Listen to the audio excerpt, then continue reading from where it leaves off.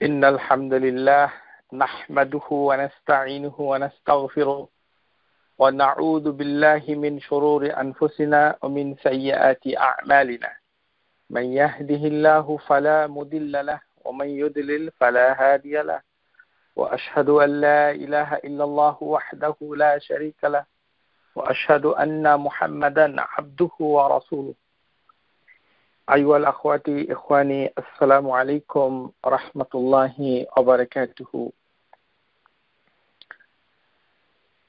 আল্লাহ সুবহানাহু ওয়া তাআলা একটি বিশেষ নাম হচ্ছে আর রাজ্জাক এবং আর রাজিক, যেটা আমরা গত ক্লাসে আলোচনা করেছি আপনাদের সামনে। এই পর্যায়ে আমরা বোঝার চেষ্টা করব যে রিজক এই জিনিসটা আল্লাহ সুবহানাহু ওয়া তাআলা আমাদেরকে কিভাবে দেন, আর এই রিজক পাওয়ার জন্য আমরা কি করি। যেটা চলিত ভাষায় যেটা বোঝা যায় যে রিজক বাড়ানো অথবা কমে যাওয়া। প্রথমেই আমরা বলে নিচ্ছি যে এই রিস্ক সম্পর্কে আমাদের মানুষের ভিতরে, বিশেষ করে আমাদের দেশের মানুষের ভিতরে অনেক ধরনের কথা প্রচলিত আছে, যে সকল কথা মানে বললে অনেক বড় অপরাধ হয়ে যায়, অথচ আমরা সেগুলো কোনো মানে আমলে নিচ্ছি না। যেমন আমাদের সমাজে আছে যে নামাজ অথবা রোজা, যাকাত, ইসলামের মৌলিক বিষয়গুলোর কোনো খোঁজ না নিয়ে শুধুমাত্র রিস্ক কিভাবে বাড়ানো যায়, চাকরি কিভাবে পাওয়া যায়, বেশি বড় বড় টাকা গাড়ি বাড়ি কিভাবে করলে পাওয়া যায়, কি নাম জপলে পাওয়া যায়, এটা শোনার খুব আগ্রহ মানুষের ভিতরে। এবং বাজারে যে সকল বই আছে এগুলো সয়লাভ হয়ে গিয়েছে এই ধরনের বিভিন্ন ধরনের মানে ওয়াজিফা, তসবিহ, তাহলিল ইত্যাদি।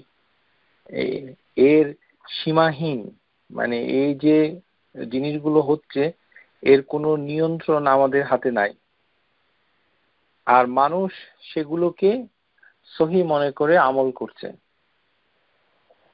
যেমন আপনারা দেখতে পাবেন বিভিন্ন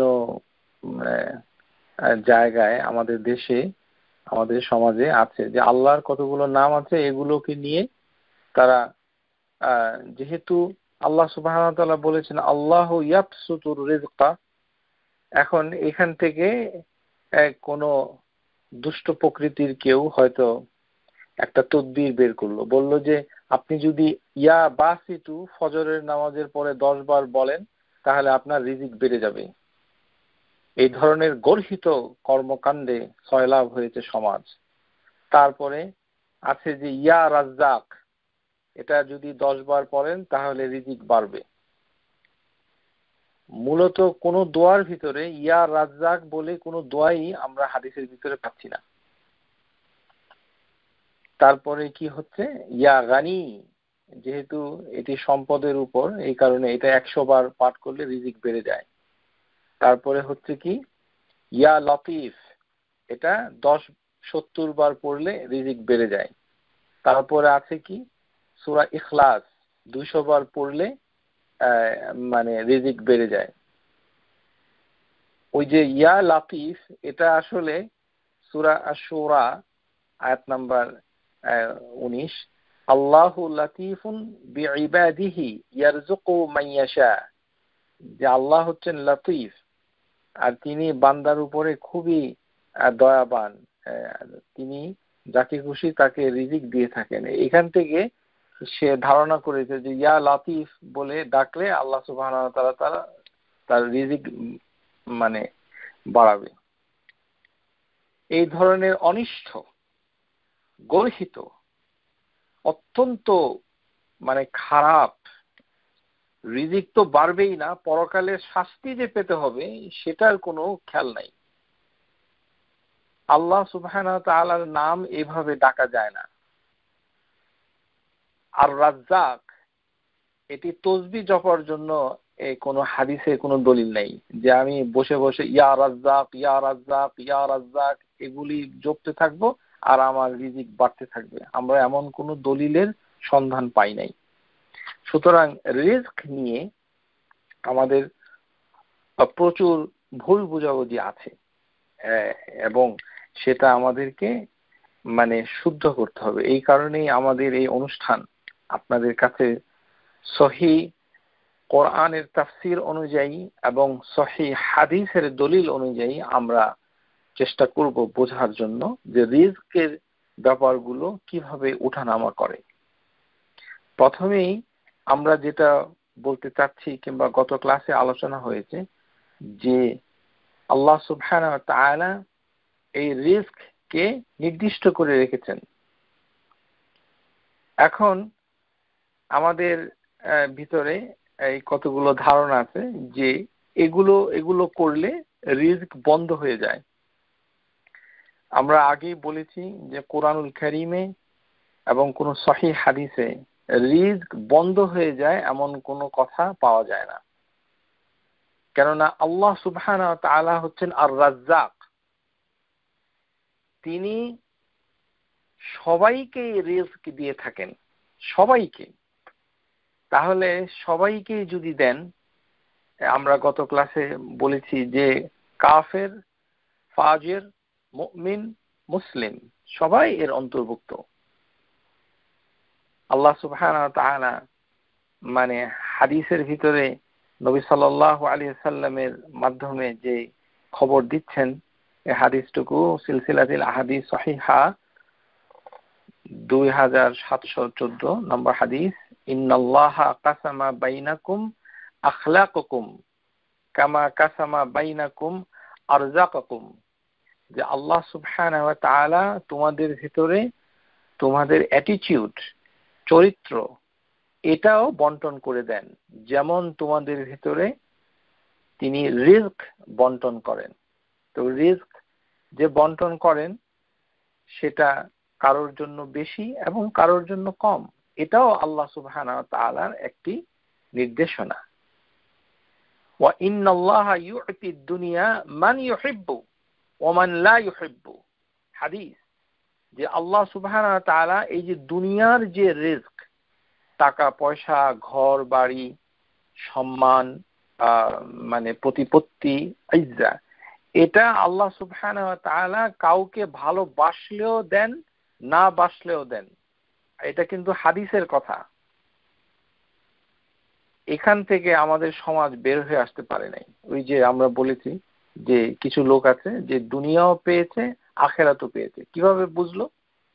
ওয়া ইন্নাল্লাহা ইউতিদ দুনিয়া মান ইউহিব্বু ওয়া মান লা ইউহিব্বু, আল্লাহ যাকে ভালোবাসেন তাকেও তিনি দুনিয়া দান করেন, আর যাকে তিনি ভালোবাসেন না তাকেও তিনি দুনিয়া দান করেন। ওয়ালা ইউতিল ঈমান ইল্লা মান আহাব্বা, কিন্তু তিনি ঈমান দান করেন যাকে তিনি ভালোবাসেন। অর্থাৎ ঈমান এবং দ্বীনি ইলম এবং হিদায়া, এই যে রিজক, এটা আল্লাহ সুবহানাহু ওয়া তাআলা সবাইকে দেন না। যাকে আল্লাহ সুবহানাহু ওয়া তাআলা পছন্দ করেন, ভালোবাসেন, তাকেই শুধু দেন।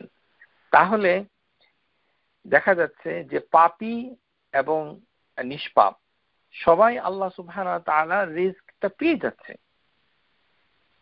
তাহলে আমরা কিভাবে এটা বলতে পারি যে এটা করলে রিজকটা কমে যাবে? যেটা আমরা আল্লাহ সুবহানাহু ওয়া তাআলা বলছেন ওয়া ইয়াকদির, অর্থাৎ রিজকটাকে আল্লাহ সংকুচিত করে দেন কিন্তু বন্ধ করেন না। যেমন বাজারের বইগুলোতে পাওয়া যায়, কি পাওয়া যায়, যে 4টি কাজ করিলে রিজক বন্ধ হয়ে যায়। কাজটুকু কি? যে সকালবেলা যদি ঘুম থেকে ঘুমিয়ে থাকে ফজরের ওয়াক্ত থেকে সূর্য উদয় পর্যন্ত, আর যদি সে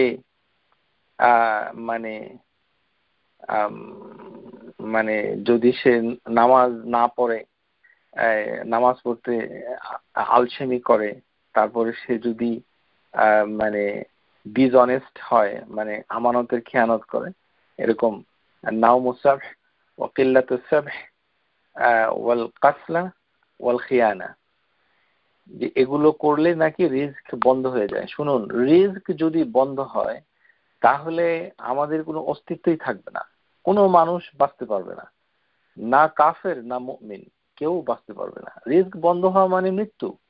মৃত্যু হওয়ার পরেও তার কোনো মানে স্থায়ী নাই, তারপরেও তার যে কবরের যে জায়গা সেটাও রিস্কের অন্তর্ভুক্ত।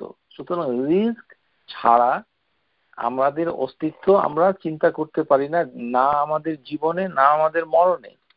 সুতরাং তামনাউর রিস্ক, বন্ধ হয়ে যায়, এই ধরনের কথা বলা যাবে না। এই পরিপ্রেক্ষিতে দুটো জাল হাদিস অথবা অতি দুর্বল হাদিস আমরা আপনাদের কাছে শুনিয়ে দিচ্ছি। এটি ওসমান বিন আফফান থেকে বর্ণিত একটি হাদিস, ইন্নাস সুবহাতু তামনাউ বা'দার রিজক, যে কেউ যদি ফজরের নামাজের সময় ঘুমিয়ে থাকে তাহলে কিছু রিজক বন্ধ হয়ে যায়। এই হাদিসটুকু দাইফ জিদ্দান, সিলসিলাতি দাইফা শেখ আলবানী রাহিমাহুল্লাহ তিনি এটাকে অত্যন্ত দুর্বল বলেছেন, এটা সহি নয়। ফজরের নামাজের সময় আপনি নামাজ না পড়ে যদি ঘুমিয়ে থাকেন, আল্লাহ সুবহানাহু ওয়া তাআলা আপনাকে ভীষণ শাস্তি দিবেন। তার মানে এই নয় আপনার রিস্ক বন্ধ করে দিচ্ছেন অথবা বন্ধ হয়ে যাবে। এই ধরনের কথাবার্তা বলা থেকে সাবধান থাকুন। তারপরে আরেকটি দুর্বল হাদিস আছে, লা তানামু আন তালবু আরযাকাকুম ফিমা বাইনা সালাতিল ফাজর ইলা তুলুইশ শামস, যে ফজরের নামাজের সময় থেকে সূর্য উদয় পর্যন্ত তোমরা ঘুমাবে না এবং তোমরা রিজিক অনুসন্ধান থেকে মানে দূরে থাকবে না। এরকম করে বলা হয় যে ফজরের নামাজের সময় রিজিক মানে বন্টন হয়। এর কোনো সহি হাদিস আমার নজরে পড়েনি এখনো। তাহলে আমরা বুঝতে পারছি যে ঘুমানোর যে ব্যাপার, ঘুমের সাথে রিস্ক কমে যাওয়ার কোনো সম্পর্ক নেই, সেটা আসরের নামাজের পরেই হোক আর ফজরের নামাজের সময়ই হোক। সেটার জন্য শাস্তি রয়েছে যদি সে নামাজ না পড়ে, কিন্তু আমরা মিথ্যা কথা বলে একটি মানে রিস্ক কমে যাওয়া, রিস্ক, আপনাকে খেয়াল রাখতে হবে যে আপনি কার সম্পর্কে কি কথা বলছেন। আল্লাহ সুবহানাহু ওয়া তাআলা হচ্ছে আর রাজ্জাক, তিনি কোনো কিছুর পরোয়া করেন না, তিনি সবাইকে যাকে খুশি তাকেই রিস্ক দান করেন। আমি আপনি কে এ সকল কথাবার্তা বলার? আর একটা কি হচ্ছে যে কোরআনের একটি সূরা আছে, সেই সূরাটা যদি কেউ নিয়মিত পাঠ করে তাহলে রিস্ক বেড়ে যাবে, দারিদ্র আসবে না। এটা কি, ইন্না ক্রাআতু সূরাতুল ওয়াকিআ লিজালবির রিজক, এই হাদিসটুকু অত্যন্ত দুর্বল, এটা আমলযোগ্য হাদিস নয়। সূরা ওয়াকিয়া পাঠ করলে আপনার রিজকের কিছুই হবে না, কিছুই হবে না, কিছুই হবে না। মান ক্রাআ সূরাতুল ওয়াকিআ ফি কুল্লি লাইলাতিন লাম তুসিবু ফাকাহু, যে ব্যক্তি সূরা ওয়াকিয়া প্রতি রাতে পাঠ করে তাকে দারিদ্র স্পর্শ করবে না। এটি মানে অত্যন্ত দুর্বল, সিলসিলাতুল আহাদিস দাইফা হাদিস নাম্বার 289-তে শেখ আলবানী এটাকে দুর্বল বলেছেন। আরেকটি বিষয় হচ্ছে যেটা আমাদের মাঝে কাজ করে, সেটা হচ্ছে কি, যে আমাদের গুনার কারণে আমরা রিস্ক থেকে বঞ্চিত হই। এই হাদিসটুকু সহি নয়, কিন্তু কোন কোন বইতে পাবেন যে এটি সহি। আসলে হাদিসটা 3টি বাক্য, এর 2টি বাক্য সহি, কিন্তু ওই কথাটা সহি না। এটি ইবনে মাজার হাদিস, হাদিস নাম্বার 4022, قال رسول الله صلى الله عليه وسلم لا يرد القضاء إلا الدعاء ولا يزيد العمر إلا بر, যে তকদির পরিবর্তন হয় না দোয়া ছাড়া, অর্থাৎ দোয়া করলে তকদির পরিবর্তন হতে পারে, মানে দোয়া ছাড়া তকদিরকে রুখে দেওয়ার আর কিছু নেই। আর যারা তাকওয়াদারী, যারা আলবির, পিতামাতা খিদমত করেন, পিতামাতার আনুগত্য স্বীকার করেন, তাদের সেবা করেন, এই কাজের মাধ্যমে যেটা হয় সেটা হলো নিজের বয়সটা বেড়ে যায়। ওয়ালা ইয়াজিদুল উমরি, যে কারোর বয়স যদি বাড়াতে হয় তাহলে সেজন্য আলবির হয়, অর্থাৎ আল্লাহ সুবহানাহু ওয়া তাআলা আনুগত্য করে এবং পিতামাতার খিদমত করে। এই হাদিসের আরেকটি অংশ হচ্ছে ইন্না রাজুলা লিইহরিমা রিজকা বিযানবি ইউসিবুহু, যে নিশ্চয়ই মানুষ পাপ করার কারণে রিজিক থেকে বঞ্চিত হয়। এই কথাটুকু সহিহ হিসাবে আসে নাই।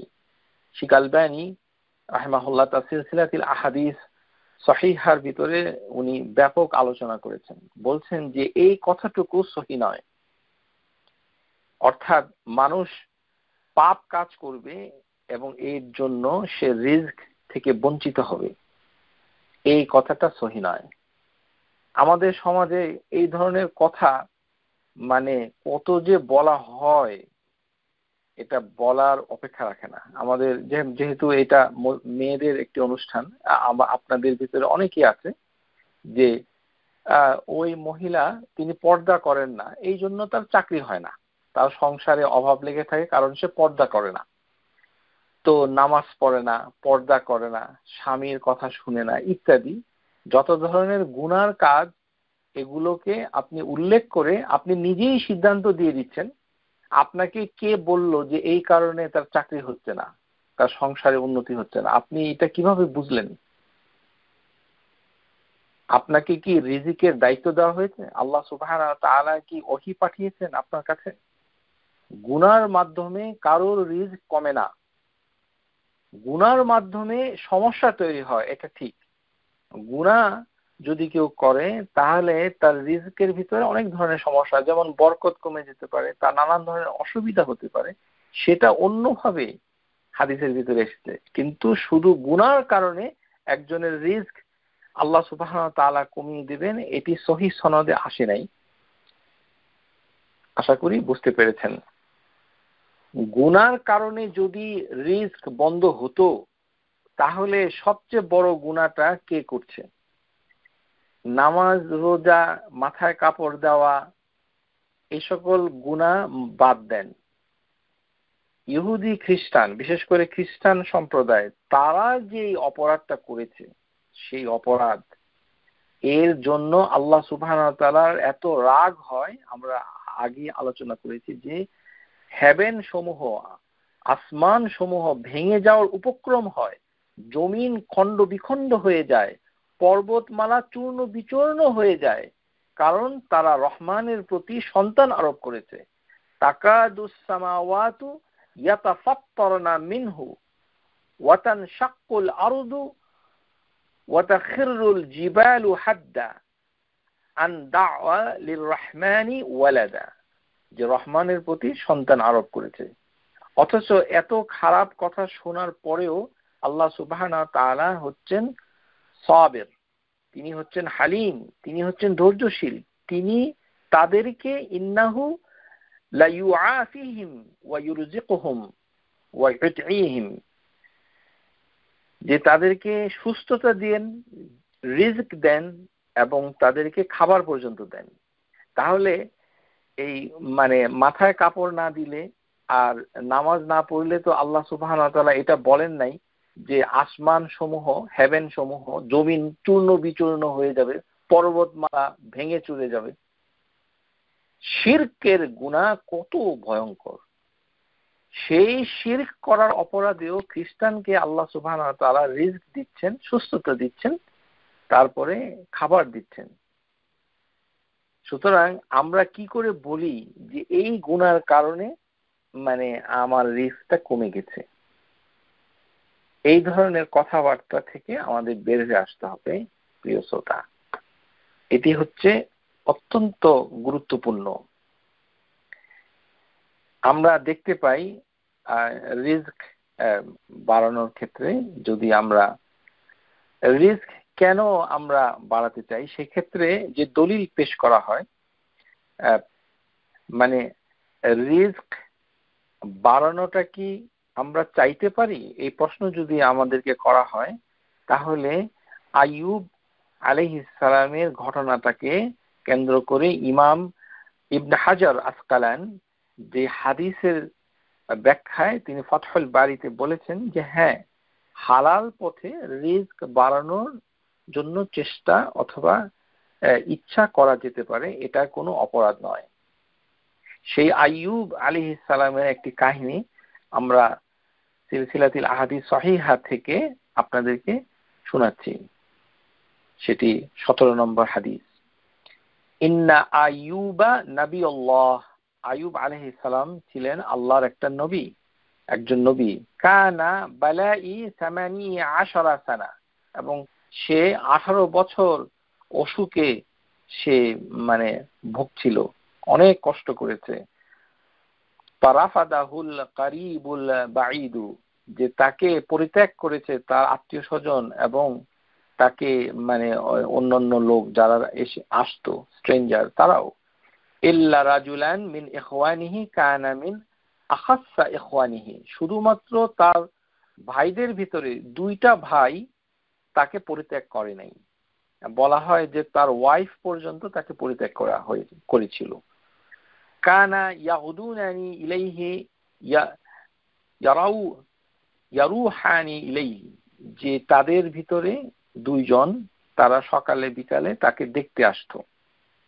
ফাকালা আহাদুহুমা লি সাহিবিহি, তাদের একজন অন্য আরেকজনকে বলল, কেননা 18 বছর তাকে সবাই পরিত্যাগ করেছে, তার অসুখ শরীর পচে গলে, অর্থাৎ আমরা জানি না আসলে আইয়ুব আলাইহিস সালামের তার অসুখের শরীরের অবস্থা কিরকম হয়েছিল, এটা সহিহ দলিল পাওয়া যায় না। কিন্তু যেটা পাওয়া যায় যে তাকে পরিত্যাগ করেছিল, আমরা সেটা বলতে পারি না যে পচে গলে গেছে কিনা, সেটা আমরা জানি না। কেননা আল্লাহ সুবহানাহু ওয়া তাআলার একজন নবী সম্পর্কে এই ধরনের কথা বলা থেকেও আমাদেরকে সতর্ক থাকতে হবে। না জেনে যেটি হাদিসের ভিতরে নাই সেটা এইভাবে বলাটা ঠিক নয়। সেটা যেই হোক না কেন, আল্লাহ সুবহানাহু ওয়া তাআলার যে নবী আইয়ুব আলাইহিস সালাম তাকে পরিত্যাগ করেছিল, এটি সহিভাবে এসেছে। শুধু 2টি ভাই তারা আসতো এবং তারা একে অপরকে বলল যে আইয়ুব আলাইহিস সালামের যে অসুখ, এই যে কষ্ট, এই যে সাফারিং, এটার কারণটা কি? আতা'লামু, তুমি কি জানো? ওয়াল্লাহি লাকাদ আযনাবা আইয়ুবা যানবান মা আযনাবাহু আহাদুন, নিশ্চয়ই আইয়ুব এমন একটা গুনার কাজ করেছে যে এই ধরনের গুনাহ আর কেউ করে না। অনেকটা আমাদের সমাজের মতোই কথাবার্তা। ক্বালা সাহিবুহু ওয়া মা যাক, তো একজন সাথী বলল যে আসলে ঘটনা কি হয়েছে? ক্বালা মুনযু 18 সানা লাম ইয়ারহামুল্লাহু ফায়াকশিফু আনহু, যে 18 বছর হয়ে গেল আল্লাহ সুবহানাহু ওয়া তাআলা তো তার উপরে কোনো রহম করে নাই এবং তাকে কোনো রোগ মুক্তিও দেয় নাই। ফালাম্মা রাহা ইলাইহি লাম ইয়াসবির রাজুলু হাত্তা যাকারা যালিকা লাহু, যে ওই যে 2টি লোক পরস্পর এরকম কথাবার্তা বলছিল, তারা আইয়ুবের কাছে আসলো। ফাকাল আইয়ুব আলাইহিস সালাতু ওয়াস সালাম, আইয়ুব আলাইহিস সালাম তাদেরকে বললেন, লা আদরি মা ইয়াকুলু, আমি কিছুই জানি না তোমরা কি সম্পর্কে আজে বাজে বলছো। গায়রা আন্নাল্লাহা ইয়ালামু আন্নী কুনতু আমুরু আলা রাজুলাইন ইয়াতানাজাইন, যে আল্লাহ সুবহানাহু ওয়া তাআলা জানেন যে আমি 2টি লোকের পাশ দিয়ে গিয়েছি, তারা ঝগড়া করতেছিল, আর্গিউ করতেছিল, তর্কাতর্কি করতেছিল। ফায়াজকুরানিল্লাহ, এবং তারা আল্লাহ সুবহানাহু ওয়া তাআলার নাম বলছিল। অর্থাৎ এই যে 2 জন, যে আইয়ুবের কি হয়েছে, এত গুনাহ করেছে, আল্লাহ তাকে শাস্তি দিয়েছে, এরকম এই ধরনের কথা, তো ওই কথাটাই আইয়ুব আলাইহিস সালাম তাদেরকে শোনাচ্ছে যে তোমরা আল্লাহর কথা নাম নিয়ে এমন এমন কথা বলতেছো, আমি ভয় পেয়ে গিয়েছি। ফাআরজিউ ইলা বাইতি ফাআকাফিরু নিয়াতা আন ইউযকারাল্লাহ ইল্লা ফি হাক্কা, যে আমি বাসায় যাচ্ছিলাম, যে তোমরা যে গুনার কাজটা করছো মানে আল্লাহ সুবহানাহু ওয়া তাআলার নামকে উল্লেখ করে বলছো যে এই কারণে এই হয়েছে, সেই কারণে এই হয়েছে। আমি কাফারা আদায় করার জন্য নিজেই বাসার দিকে যাচ্ছিলাম। আইয়ুব আলাইহিস সালাম কত বড় আল্লাহ সুবহানাহু ওয়া তাআলাকে ভয় করতেন। তো এই কারণে আইয়ুব আলাইহিস সালাম বলছেন যে তোমরা আল্লাহ সম্পর্কে মানে এমন কথা বলো না যে এটা তার প্রতি প্রযোজ্য নয়। আন ইয়াজকুরুল্লাহ ইল্লা ফি হাক্কা, আল্লাহ সুবহানাহু ওয়া তাআলার মানে প্রপার ম্যানার ছাড়া আল্লাহর নাম নিয়ে এই ধরনের কথা বলা কাফারা আদায় করতে হয়, গুনার কাজ। আল্লাহ এই করেছে সেই করেছে, আর এটা রিজিকের ক্ষেত্রে প্রচুর বেশি বলে। মানে এমন কোনো কথা নাই। যারা সহি কোরআন সুন্নাহর দাওয়াত দিচ্ছেন তাদেরও বক্তৃতা যদি আপনি সুন্দর মনোযোগ দিয়ে শুনেন তাহলে দেখবেন যে ওই কথাগুলো চলে আসে যে এটা না করলে রিজিক কমে যাবে। দলিল কোথায়? দলিলবিহীন ভাবে এইভাবে তাফসীর করা যায় না এবং কথা বলা যায় না। বরঞ্চ রিজিক যদি একটু বাড়ার জন্য কেউ চেষ্টা তদবির করে তাহলে সেটা বৈধ। এর দলিলও রয়েছে, সেটি হচ্ছে বুখারীর হাদিস, হাদিস নাম্বার 3391, যেখানে আইয়ুব আলাইহিস সালামের কাহিনী বলা হয়েছে। ওয়া আইয়ুব ইযা নাদা রাব্বাহু আন্নী মাসসানিয়াদ দুররু ওয়া আনতা আরহামুর রাহিমিন, সূরা আম্বিয়া। এই আয়াতের ব্যাখ্যাতে ইমাম আল বুখারী তিনি আইয়ুব আলাইহিস সালামের কাহিনীটা উল্লেখ করে নবী সাল্লাল্লাহু আলাইহি সাল্লামের একটি হাদিস বর্ণনা করেছেন। বাইনামা আইয়ুব ইয়াক্তাসিলু উরয়ানান খাররা আলাইহি রিজলু জারাদিন মিন যাহাবিন, যে যখন আইয়ুব আলাইহিস সালাম নেকেড অবস্থায় গোসল করছিলেন, আইয়ুব ওয়াজ taking a shower in a naked state, তখন মানে স্বর্ণের প্রজাপতি, স্বর্ণের লোকাস্ট, মানে এক ধরনের ছোট ছোট পতঙ্গ তার উপরে পড়ছিল এবং তিনি মানে সেই প্রজাপতিগুলো ফাজাআলা ইয়াহসি ফি সাওবিহি ফানাদাহু রাব্বুহু, এবং তিনি নিজে তো নেকেড হয়ে গোসল করছে আর তার যে কাপড় ছিল সেই কাপড়ের ভিতরে, কাপড়টা উনি পরিধান করলে আমাদের দৃষ্টিতে ভালো মনে হয়, কিন্তু আইয়ুব আলাইহিস সালামের মানে কর্মকাণ্ডটা আপনি লক্ষ্য করুন যে তিনি কাপড় এর ভিতরে ওই স্বর্ণের প্রজাপতিগুলো রাখছেন। স্বর্ণ, এটা পিওর গোল্ড, সেগুলোকে তিনি জমা করছেন। মানে তখন তিনি সুস্থ হয়েছিলেন, সেখানকার এই ঘটনা। আইয়ুব আলাইহিস সালাম তার কাপড়ে তিনি স্বর্ণগুলো নিয়ে নিচ্ছেন। ফানাদাহু রাব্বাহু, তখন তার রব তাকে ডেকে বলল, ইয়া আইয়ুবু আলাম আকুন আগনাইতুকা আম্মা তারা, যে তোমাকে আমি অনেক কিছু দেই নাই, তোমার কি মানে আরো প্রয়োজন আমি দেখছি। ক্বালা বালা ইয়া রব, তখন সে বলল যে হ্যাঁ আপনি ঠিকই দিয়েছেন আমার রব, ওয়ালাকিন লা গিনা লি আন বারাকাতিক, কিন্তু আমি তো আপনার বরকত থেকে মাহরুম থাকতে পারি না, আমি আপনার বরকত আরো বেশি চাই। এটা আরেকটি রিওয়ায়াত আছে যে চাই। এই হাদিসের ব্যাখ্যায় ইবনে হাজার আসকালানি রাহিমাহুল্লাহ তিনি ফাতহুল বারীতে বলছেন যে একজন মুসলমান যদি তার রিজক যা আছে তার থেকে যদি একটু বেশি সে চায় তাহলে সে চাইতে পারে, এতে কোনো দোষের কিছু নাই। কেননা আইয়ুব আলাইহিস সালাম কে আল্লাহ সুবহানাহু ওয়া তাআলা যখন সুস্থতা দান করলেন, তারপরে সুস্থ হওয়ার পর তারপরে তাকে কাপড় দিলেন, তারপরে মানে সন্তান সন্ততি সবকিছুই দিলেন, তারপরে অতিরিক্ত যখন স্বর্ণগুলো পড়ছিল সেটাও তিনি লুফিয়ে নিলেন এবং তখন আল্লাহ সুবহানাহু ওয়া তাআলাকে তিনি কৃতজ্ঞতা স্বরূপ বললেন যে আপনার বরকত থেকে আমি নিজেকে বঞ্চিত করতে পারি না। তাহলে বোঝা যাচ্ছে যে কিছু রিস্ক এটা চাওয়াই যায়, কিন্তু আমরা যেটা বুঝতে ভুল করেছি যে আমাদের ধারণা যে চাইলে, পরিশ্রম করলে অথবা চেষ্টা তদবির করলে এগুলো করলেই বুঝি আমরা পেয়ে যাব, এই ধারণা থেকেও বের হয়ে আসতে হবে। কেননা রিস্ক এমন একটা জিনিস, আপনার কাছে সেটা আসবেই। সেটা আপনি চেষ্টাও যদি করতে থাকেন, মানে যত কিছুই করেন না কেন, আপনার কোনো হতাশ হওয়ার কোনো কারণ নাই। আমরা রিস্ক কিভাবে বাড়বে সেটা আলোচনায় যাওয়ার আগে আমরা নিজেদের কিছু সিদ্ধান্ত নিজেরা আগে বুঝে নেই, যে খামাখা চেষ্টা করে নিজেকে পেরেশান করে কি লাভ। রাসূলুল্লাহ সাল্লাল্লাহু আলাইহি ওয়াসাল্লাম বলেছেন, সিলসিলাতুল হাদিস সহিহার ভিতরে শেখ আলবানী হাদিসটাকে সহিহ বলেছেন, 952 নম্বর হাদিস, লাউ আন্না ইবনে আদামা হারাবা মিন রিজকিহি কামা ইয়াহরুবু মিনাল মাউত, যে একজন বনি আদম যেভাবে রিস্ক থেকে দৌড়িয়ে চলে যায়, নিজের রিস্ক থেকে সে দৌড় দেয়, মানে রিস্ক আছে কোথায় আর সে দৌড়ে পালাচ্ছে রিস্ক থেকে। রিস্ক আসলে সে বুঝতে পারে না।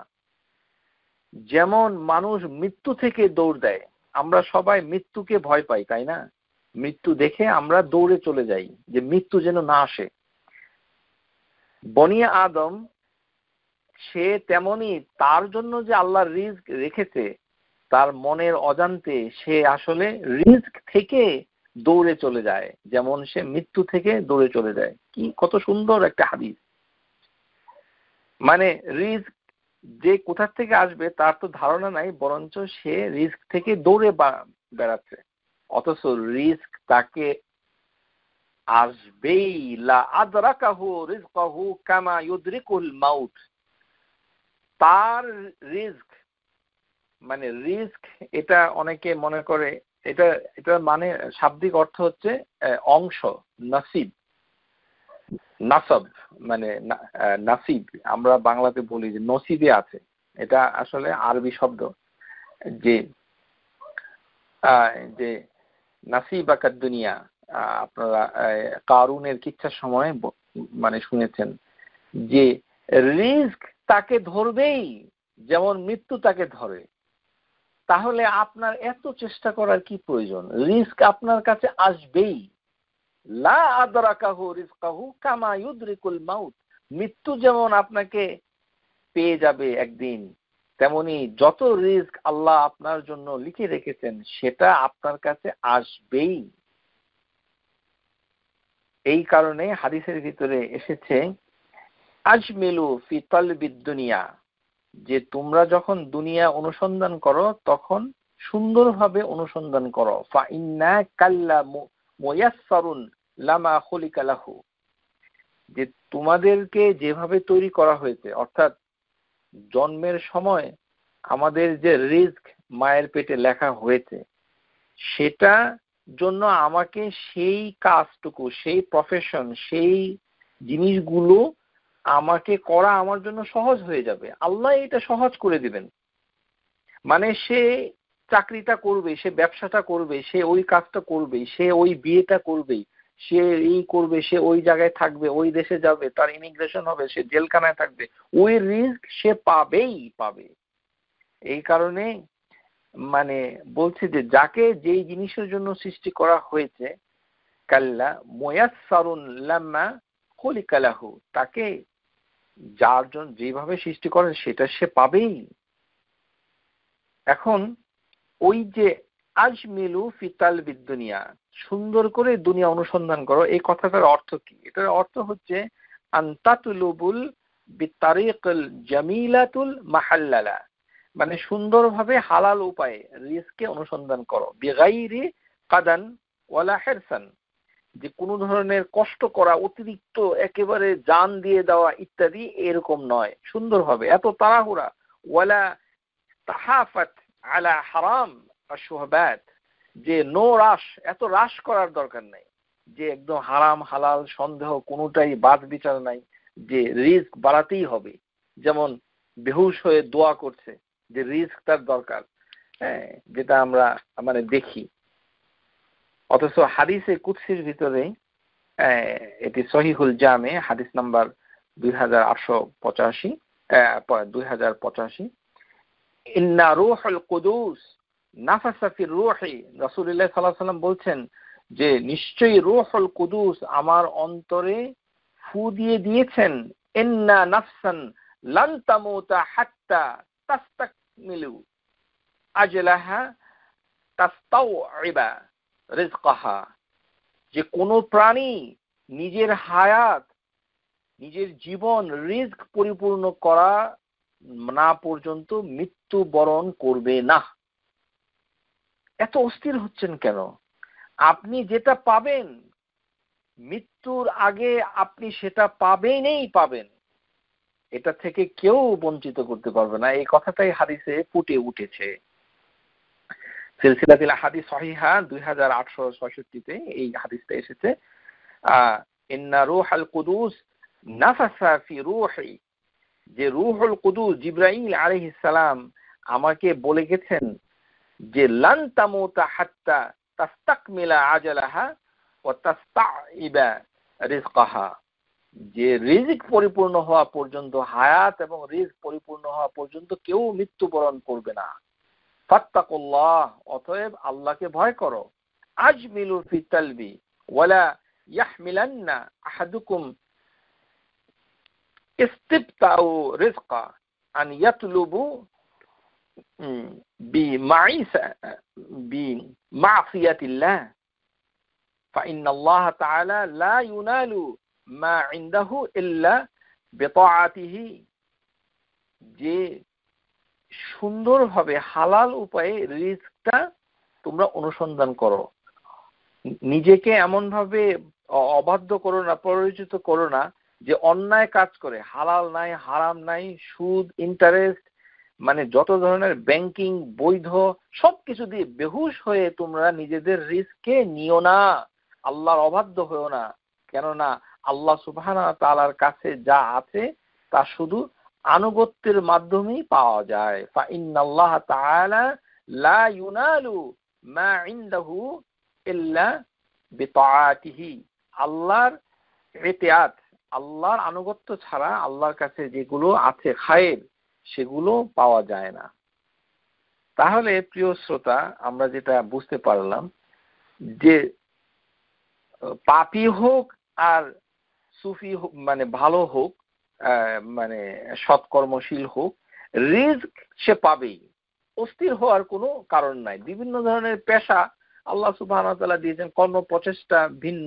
আল্লাহ সুবহানাহু ওয়া তাআলা বলছেন ইন্না সা'য়াকুম লাশাত্তা, যে আমি মানুষকে বিভিন্ন ধরনের প্রচেষ্টার ভিতরে দিয়েছি, সেটা তো আল্লাহ সুবহানাহু ওয়া তাআলা দিয়েছেন। তো আমাদেরকে মানে এত অস্থির হতে হবে কেন? That is the question. তিনি কাউকে বেশি দিয়েছেন সেটা তো আমরা জানি। আল্লাহ সুবহানাহু ওয়া তাআলা বলেছেন ওয়াল্লাহু ফাদ্দালাল্লাহ বা'দুকুম আলা বা'দিন ফি রিজকিন। তো আল্লাহ সুবহানাহু ওয়া তাআলা আপনাকে যে কম দিয়েছেন, একটু বেশি দিয়েছেন, এটি যে আল্লাহ সুবহানাহু ওয়া তাআলা করেছেন, তাহলে কি আপনি আল্লাহকে আর রাজ্জাক হিসাবে মানেন না? ফামাল্লাযীনা ফুদ্দিলু বিরাদ্দি রিজকিহিম আলা মা মালাকাত আইমানুহুম, যাদেরকে প্রাধান্য দেওয়া হয়েছে তারা তাদের রিজক তাদের দাস-দাসীদের ফিরিয়ে যেন না দেয়, মানে এই ভয়ে যে যদি রিজকটা দাস-দাসীদের দেয় তাহলে তারা সমান হয়ে যাবে। আল্লাহ সুবহানাহু ওয়া তাআলা বলছেন যে আমি, মানে হাদিসের ভিতরে মানে যেটা আমরা আলোচনা করলাম যে আল্লাহ সুবহানাহু ওয়া তাআলা রহমতকে, তারপরে আখলাককে, রিজককে ভাগ করে দেন। সূরা যুখরুফ, আহুম ইয়াকসিমুনা রাহমাতান রাব্বিক নাহনু কাসামনা বাইনাহুম মাঈশাতাহুম ফিল হায়াতিদ দুনিয়া, তারা কি তোমার রহমত, রবের রহমত ভাগ বন্টন করে? আমিই তো দুনিয়ার জীবনে তাদের মধ্যে জীবিকা বন্টন করে দেই। আল্লাহ সুবহানাহু ওয়া তাআলাই বন্টন করে দিচ্ছেন জীবিকা।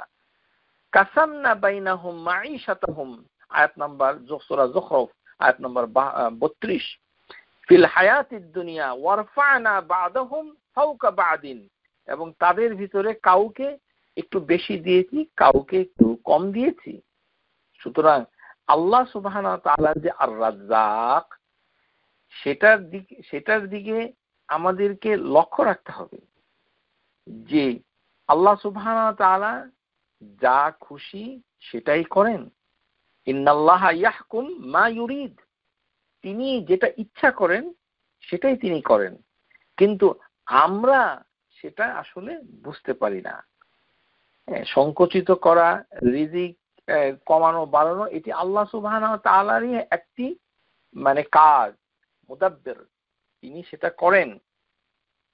তাহলে আমরা এখন পর্যায়ক্রমে একে একে যাব যে কিভাবে কি করিলে আমাদের রিজকটা বেড়ে যাবে ইনশাআল্লাহ তাআলা। আমরা যেটা আমরা জেনে নিব সেটি হচ্ছে যে ভালো যে রিজক, সেই রিজকটা আসলে কোনটা, কোন কাজটা সবচেয়ে বেশি ভালো এবং সবচেয়ে বেশি ফজিলতপূর্ণ।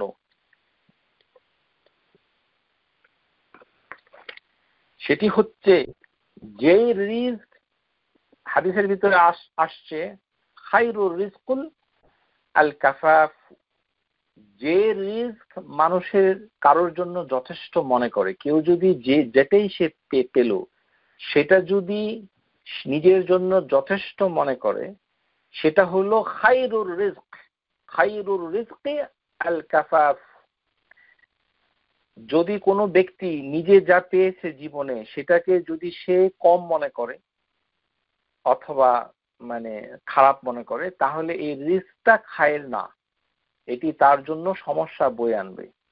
এই প্রিয় শ্রোতা, এই কারণেই আপনি যে রিস্ক বাড়ানোর তদবির করেন, কেন করেন? সাবধান, তার কি আপনি সন্তুষ্ট নন? তার কি আল্লাহ সুবহানাহু ওয়া তাআলা আপনাকে রিস্কটা পৌঁছাবে না? আপনার মৃত্যুর আগে সেটা পৌঁছবে, গ্যারান্টিড। তাহলে কেন ওই যে জাল হাদিস, মিথ্যা হাদিস দিয়ে দিয়ে এগুলো করেন, ইয়া বাসিত, ইয়া লাতিফ ইত্যাদি?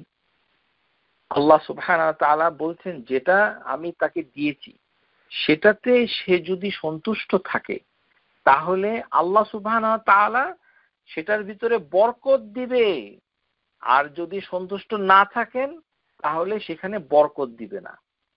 অর্থাৎ রিজক যদি ফিক্সড থাকে তাহলে আমরা যেটা বলেছি যে ইয়াবসুতু বাসতাতান রিজকা, এখানে ইয়াজিদ ব্যবহার করা হয় নাই, বলা হয়েছে বাসতা, অর্থাৎ সম্প্রসারিত করে দেওয়া, বারাকা দেওয়া।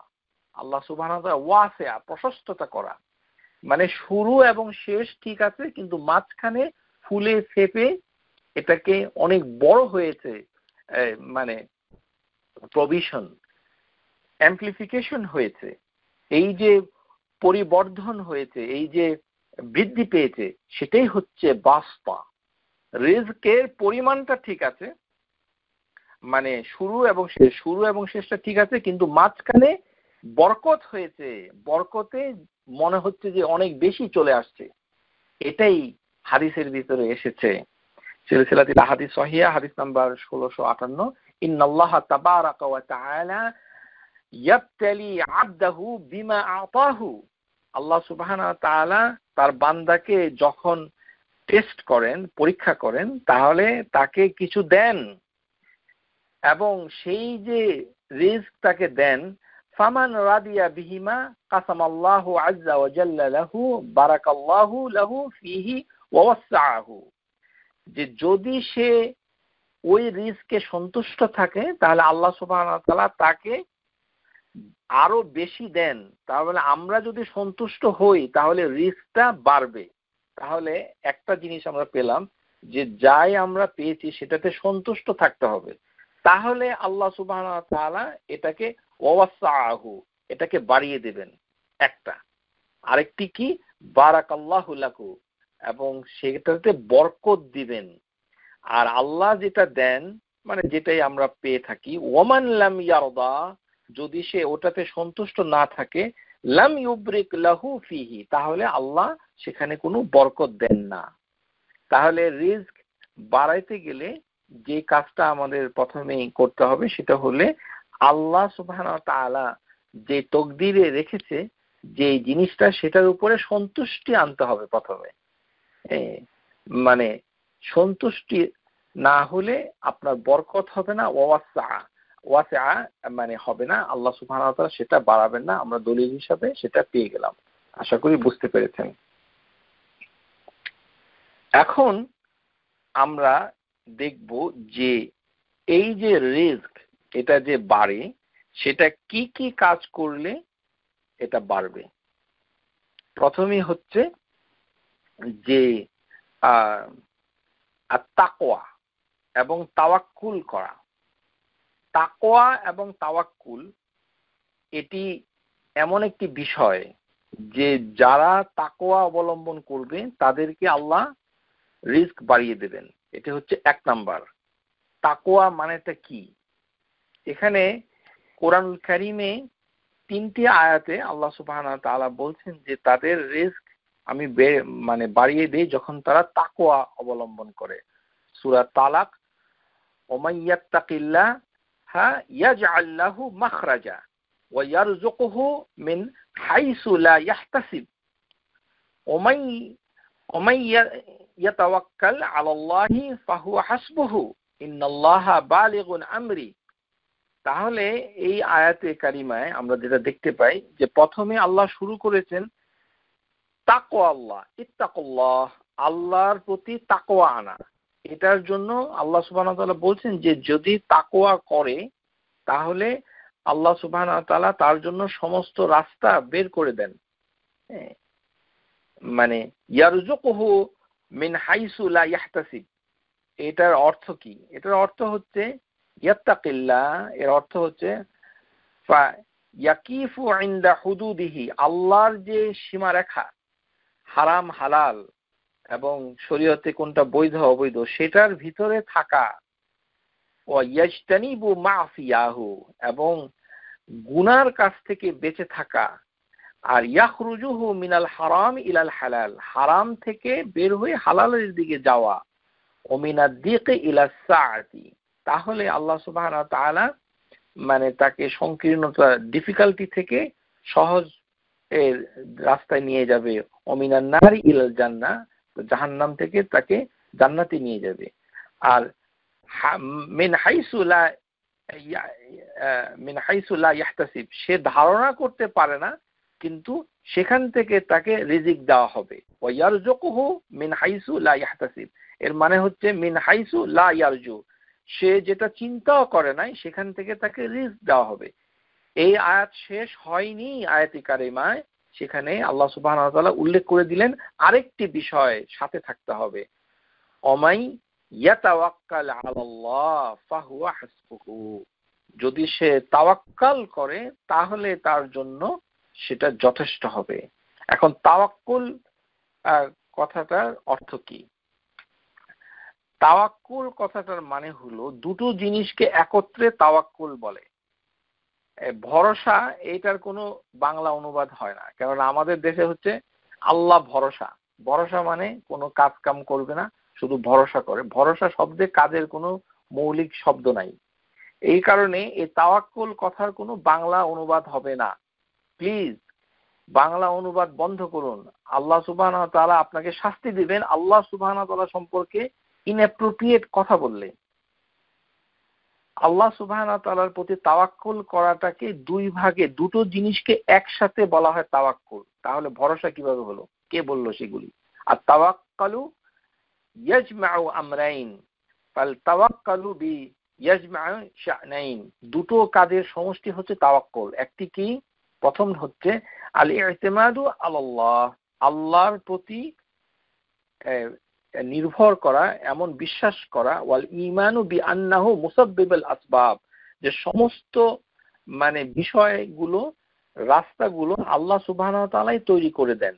ওয়া আন কাদারাহু নাফিযু, যে তার যে তকদির যে সেটা এটা হবেই। ওয়া আন্নাহু কাদ্দারাল আমরু ওয়া আহসাহা কিতাবাহা সুবহানাহু ওয়া তাআলা, এবং তিনি মানে যেগুলো তকদির রেখেছেন সেগুলো হবেই। এটি হচ্ছে একটি। আর 2 নম্বর হচ্ছে তাআতি আল আসবাব, যে উপায় মাধ্যম এটাকে নেওয়া, যে তোয়াতিল আসবাব, কোনো একটা কাজ করার জন্য কাজ করতে হবে, জিনিসটাকে পাওয়ার জন্য কাজ করতে হবে, এটা ছাড়া তাওয়াক্কুল হয় না। এটা রং যে তাওয়াক্কুল মানে ভরসা করা। আসলে তাওয়াক্কুলের কোনো বাংলা নাই, কেননা কোনো জিনিস সাবাব আসবাবকে নেওয়াটাকেও তাওয়াক্কুলের আরেকটি পার্ট। ফালাইসা মিনা তাওয়াক্কুল তাতিলুল আসবাব, কোনো কাজ না করাটাকে তাওয়াক্কুল বলে না। বাল মিন তাওয়াক্কালু আখাযাল বিল আসবাব, কিন্তু তাওয়াক্কুল মানে হচ্ছে যে মানে মাধ্যম খোঁজা। যেমন আপনারা হাদিসের ভিতরে দেখেছেন যে উটের রশি, উট বেঁধে রাখো তাওয়াক্কুল করো, মানে উটের রশি ছেড়ে দিয়ে কোনো তাওয়াক্কুল হবে না বলে হাদিসে এসেছে। তো আল্লাহ সুবহানাহু ওয়া তাআলা এটি কোরআনুল কারীমে তিনি দেখিয়ে দিয়েছেন যে তাওয়াক্কুল করতে গেলে, যেটা তাওয়াক্কুল করে মানুষ অসহায় অবস্থায়, সেক্ষেত্রেও তাকে একটা জিনিসকে অবলম্বন করতে হবে। যেমন মারিয়াম আলাইহিস সালাম, তিনি মারিয়াম রাহমাতুল্লাহ আলাইহা লাম তাদউল আসবাব, সে কিন্তু ওই যে মিডিয়াম মানে যেটার মিন, যে এটা সে বাদ দেয় নাই। মানে মারিয়ামও কিন্তু আসবাবকে গ্রহণ করেছে। একটা আসবাব তাকে লাগবেই, কোনো একটা কিছু করতে হবে, না হলে আল্লাহ তাকে কিভাবে সাহায্য করবে, রিজিক দিবে। এই কথাটাই ফুটে উঠেছে কুরআনুল কারীমের আয়াতে, সূরা মারিয়াম আয়াত নম্বর 25, ওয়াহুজ্জি ইলাইকি বিজিজইন নাখলাতি তুসাকিত আলাইকি রুতাবান জানিয়া, যে হে মারিয়াম, তুমি তোমার দিকে আনত যে খেজুর গাছের কাণ্ড, সেটাকে একটু নাড়া দাও এবং তাতেই তোমার কাছে পাকা খেজুর টপ টপ করে পড়বে।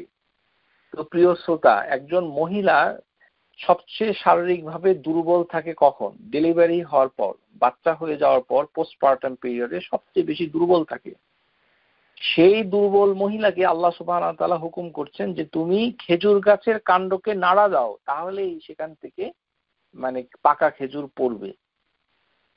তো খেজুর গাছের কাণ্ড, আপনারা বাংলাদেশের থেকে যারা এসছেন আপনারা সবাই জানেন, খেজুর গাছের কাণ্ড ওই মহিলা কেন, 10 জন পুরুষও যদি নাড়া দেয়, আমার মতো অন্তত, আমার গায়ে এত শক্তি নাই, কিছুই হবে না। কেননা খেজুর গাছের কাণ্ড অত্যন্ত শক্তিশালী এবং এটাকে নাড়া দিয়ে কিছুই করা যাবে না। এটা কোনো বেগুন গাছ নয় অথবা কুমড়া গাছ নয়, এটা খেজুর গাছ। খেজুর গাছের কাণ্ডকে নাড়া দেওয়া অর্থাৎ অত্যন্ত ডিফিকাল্ট একটা কাজ, অথচ সেই কাজটুকু করতে আল্লাহ সুবহানাহু ওয়া তাআলা মারিয়ামকে নির্দেশ দিয়েছেন। তাহলে কি হবে? উপর থেকে মানে পাকা খেজুর পড়বে। সেটা যে নাড়া যাবে, সেটা যে আসলে গাছটা নড়বে, সেটার উপরে আল্লাহর রিজিক মানে নির্ভর করে না, বরঞ্চ কাজটুকু ঝাঁকি দেওয়ার দিতে হবে যতটুকু তার ক্ষমতা আছে, সাথে সাথে আল্লাহ সুবহানাহু ওয়া তাআলার উপরে নির্ভর করবে এবং সাথে সাথে আল্লাহ তার উপর থেকে রিজিক দিয়ে দিবে। এই কারণে হাদিসে এসেছে, ইহরিস আলা মা ইয়ানফাউক, যে তুমি চেষ্টা করে যাও যেটা তোমার উপকারে আসবে। ওয়াস্তাইন বিল্লাহ, আল্লাহর কাছ থেকে সাহায্য চাও। ওয়ালা তা'জাজ, এবং নিজেকে কখনো অসহায় ভেবো না, আল্লাহর কাছে সাহায্য চাও। এই কারণেই সূরা ফাতিহাতে আমরা বলি ইয়াকা না'বুদু, একমাত্র আপনারই ইবাদত করি, ওয়া ইয়াকা নাস্তাইন, আর আপনার কাছে সাহায্য চাই। তাহলে এই যে তাওয়াক্কালু এবং তাকওয়া, এই দুইটি জিনিসের সমন্বয়ে আমাদের মানে রিজিক বাড়তে পারে। তাকওয়ার অর্থ অনেক ব্যাপক। এটার মৌলিক শব্দের অর্থ হচ্ছে বেঁচে থাকা, বেকাউ, মানে বেঁচে থাকা, কিন্তু আমরা ভাব অর্থ করি, অর্থাৎ ভয় পাওয়া, আল্লাহকে ভয় পাওয়া। ভয় ওই শব্দটা তাকওয়ার মূল শব্দ নয়, ভালো করে বুঝে নিন। এটি হচ্ছে বেঁচে থাকা, মানে নিজেকে গুনাহ থেকে বেঁচে থাকা। যে কয়েকটি জিনিসের সমন্বয় হচ্ছে তাকওয়া। একটি হচ্ছে যে আল্লাহ সম্পর্কে সবসময় সচেতন থাকা, যে আল্লাহ দেখছেন শুনছেন, বি কনশাস অফ আল্লাহ। তারপরে তার যে কমান্ডমেন্ট, হুকুম, সেটাকে মানা। তারপরে যেটাকে তিনি হারাম করেছেন, মুহাররামাত, সেটাকে অ্যাভয়েড করা, সেটাকে এবং সার্বক্ষণিক আল্লাহকে স্মরণ করা, যিকরুল্লাহ তাআলা, আর আল্লাহ সুবহানাহু ওয়া তাআলার রহমতের প্রত্যাশা করা, আর তার আযাবকে, তার শাস্তিকে ভয় পাওয়া। এই সবগুলি জিনিসের এসেন্স, মূল সারবস্তু হচ্ছে তাকওয়া। এটাকেই তাকওয়া বলে। আল্লাহ সুবহানাহু ওয়া তাআলা বলছেন, ওয়ালাউ আন্না আহলাল কুরা আমানু ওয়াত্তাকাউ লাফাতাহনা আলাইহিম বিবারাকাতিন মিনাস সামাই ওয়াল আরদি। যে যদি ওই শহরের লোকগুলো আল্লাহর প্রতি ঈমান আনতো এবং তাকওয়া অবলম্বন করত, তাহলে আল্লাহ সুবহানাহু ওয়া তাআলা হেভেন, আসমান সমূহ এবং পৃথিবী থেকে বরকতের দরজা খুলে দিতেন। তাহলে দেখতে পাচ্ছি যে রিজকটা আসলে মানে মানে উপরে এবং নিচে দুই জায়গায় থাকে, অর্থাৎ পৃথিবীতে এবং উপরে। যেমন আল্লাহ সুবহানাহু ওয়া তাআলা এই আয়াতে কারিমায় বলেছেন সূরা আরাফ আয়াত নাম্বার 96, এবং অন্য আরেকটি সূরা মাঈদা, সেখানে বলেছেন, ওয়ালাউ আন্নাহুম আকামুত তাওরাতা ওয়াল ইনজিলা ওয়ামা উনজিলা ইলাইহিম মিন রাব্বিহিম লা আকালু মিন ফাওকিহিম ওয়া মিন তাহতি আরজুলিহিম। যে তারা যদি, ইহুদি খ্রিস্টানদের কথা বলা হয়েছে, তারা যদি তাওরাত ইনজিলকে প্রতিষ্ঠা করত, ওয়ামা উনজিলা ইলাইহিম মিন রাব্বিহিম, যেটা আল্লাহ তাদের উপরে নাজিল করেছেন, সেটা যেমন কোরআন, তাহাদের উপরে, সেখানে কোরআনের কথা এসেছে, অর্থাৎ তাওরাত, ইনজিল, কোরআন, এই তিনটি জিনিসকে যদি ইহুদি খ্রিস্টানরা মানে প্রতিষ্ঠা করতে পারত, লা আকালু মিন ফাওকিহিম, তারা তাদের উপরে রিজক, খাবার দাবার, প্রভিশন চলে আসতো কোথা থেকে? মিন তাহতি আরজুলিহিম, ফাওকিহিম, মিন ফাওকিহিম ও মিন তাহতি আরজুলিহিম। তাহলে দেখা যাচ্ছে যে পায়ের নিচ থেকেও রিজক আসে আর উপর থেকেও রিজক আসে। এই কারণে কোনো বক্তা অনেক সময় কথার ফাঁকে বলে ফেলেন যে রিজক হচ্ছে আসসামা। এই কথাটা আংশিকভাবে ঠিক। এইভাবে মানে সূরা জারিয়াতের যে আয়াত নাম্বার 22, ওয়াফিস সামাই রিজকাকুম, যে রিজক, তোমাদের রিজক হচ্ছে ফিস সামা ওয়ামা তুআদুন। এটার অর্থ এই নয় যে সমস্ত রিজক হচ্ছে মানে মানে আসমানে, অর্থাৎ হেভেনে, আর দুনিয়াতে কিছু নাই। এটা ঠিক নয়, কেননা ওই আয়াতে বলা হচ্ছে যে পায়ের নিচ থেকেও রিজক আসবে। আরেকটা কি হচ্ছে যে মানফিল আরদি, আমরা আয়াতটা কিছুক্ষণ আগে আপনাদেরকে শুনিয়েছি, যে লাফাতাহনা আলাইহিম বিবারাকাতিন মিনাস সামাই ওয়াল আরদ। এই কারণে একটু স্থির হয়ে কথাবার্তা জানতে হবে আমাদের, যে রিজক হচ্ছে ফিস সামা। ফিস সামা এই আয়াতের তাফসীর হচ্ছে যে লাউহে মাহফুজে লেখা রয়েছে, লাউহে মাহফুজ, সেখানে হয়েছে রিজকটা লেখা রয়েছে। কিন্তু লাউহে মাহফুজে লেখা ছাড়াও আসমান সমূহে, হেভেন সমূহে রিজক আছে, সেটা আমরা জানি না কিভাবে আছে, সেটা আল্লাহই ভালো জানেন। এই কারণে যে ঈসা আলাইহিস সালাম যখন আল্লাহর কাছে দোয়া করেছিলেন যে আল্লাহুম্মা রাব্বানা উনজিলা আলাইনা মাঈদাতান মিনাস সামাই তাকুনু লানা ঈদান, যে ও আল্লাহ, আপনি আসমান থেকে, হেভেন থেকে আমাদেরকে একটি টেবিল পাঠান খাবার সহ, মাঈদাতান মিনাস সামাই, যে একটি মাঈদা পাঠিয়ে দেন যেখানে প্রচুর খাবার সবকিছু থাকে, তাকুনু লানা ঈদান, এবং সেইটাকে আমাদের উৎসবের কারণ করে দেন, আমরা যেন খেয়ে দিয়ে আনন্দ করতে পারি, এটাকে উদযাপন করতে পারি। তাহলে বোঝা যাচ্ছে যে রিজক আসলে মানে ফিস সামা ওয়া ফিল আরদ, দুই জায়গায় আছে। ইনশাআল্লাহ আশা করি বুঝতে পেরেছেন। তাহলে আমরা এই যে তাওয়াক্কুল কথাটা যেটা আমরা বললাম, যেটা হচ্ছে আল্লাহ সুবহানাহু ওয়া তাআলার উপরে পরিপূর্ণ মানে নির্ভর করা, সাথে কিছু চেষ্টা তদবির করা, সেইটার সমন্বয় হচ্ছে তাওয়াক্কুল।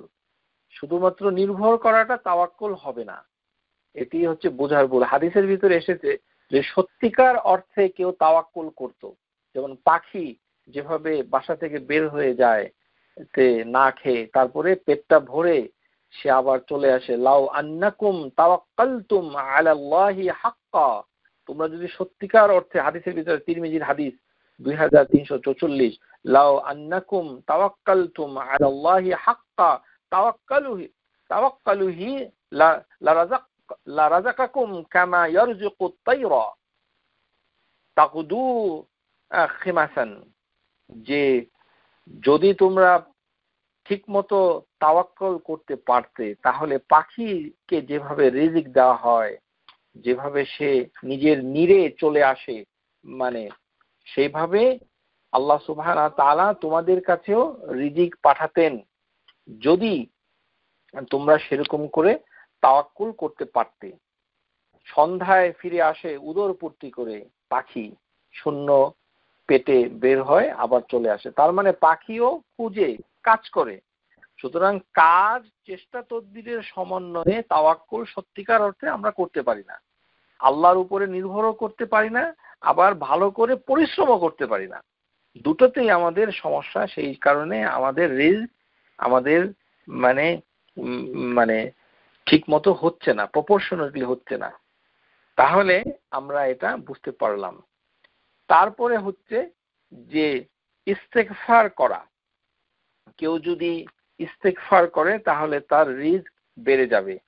সেটা আমরা ইস্তেগফারের ক্লাসে আলোচনা করেছি। যেমন নূহ আলাইহিস সালাম, তিনি তার কওমকে বলেছিলেন, ফাকুলতুস্তাগফিরু রাব্বাকুম ইন্নাহু কানা গাফফারা ইউরসিলিস সামাআ আলাইকুম মিদরারা ওয়া ইউমদিদকুম বিআমওয়ালিন ওয়া বানিন ওয়া ইয়াজআল লাকুম জান্নাতিন ওয়া ইয়াজআল লাকুম আনহারা, যে তোমরা ইস্তেগফার করো, কেননা আল্লাহ সুবহানাহু ওয়া তাআলা তোমাদেরকে এর বিনিময়ে বৃষ্টি দিবেন, তোমাদেরকে ধন সম্পদ সন্তান সন্ততি দিয়ে সাহায্য করবেন, তোমাদের জন্য দিবেন বাগ বাগিচা এবং নদী নালা। তাহলে ইস্তেগফারের একটা উপায় হচ্ছে যে রিজিক বাড়তে পারে। হ্যাঁ, ইয়াবসুতুর রিজকা, যেমন আল্লাহ সুবহানাহু ওয়া তাআলা সূরা হুদে বলেছেন, ইয়া কওমি ইস্তাগফিরু রাব্বাকুম সুম্মা তুবু ইলাইহি ইউরসিলিস সামাআ আলাইকুম মিদরারা ওয়া ইয়াজিদকুম কুওয়াতান ইলা কুওয়াতিকুম। এবং এখানে আরেকটি জিনিস অতিরিক্ত যোগ হয়েছে, সেটা হলো তোমাদের শক্তি সামর্থ্য আল্লাহ বাড়িয়ে দিবেন।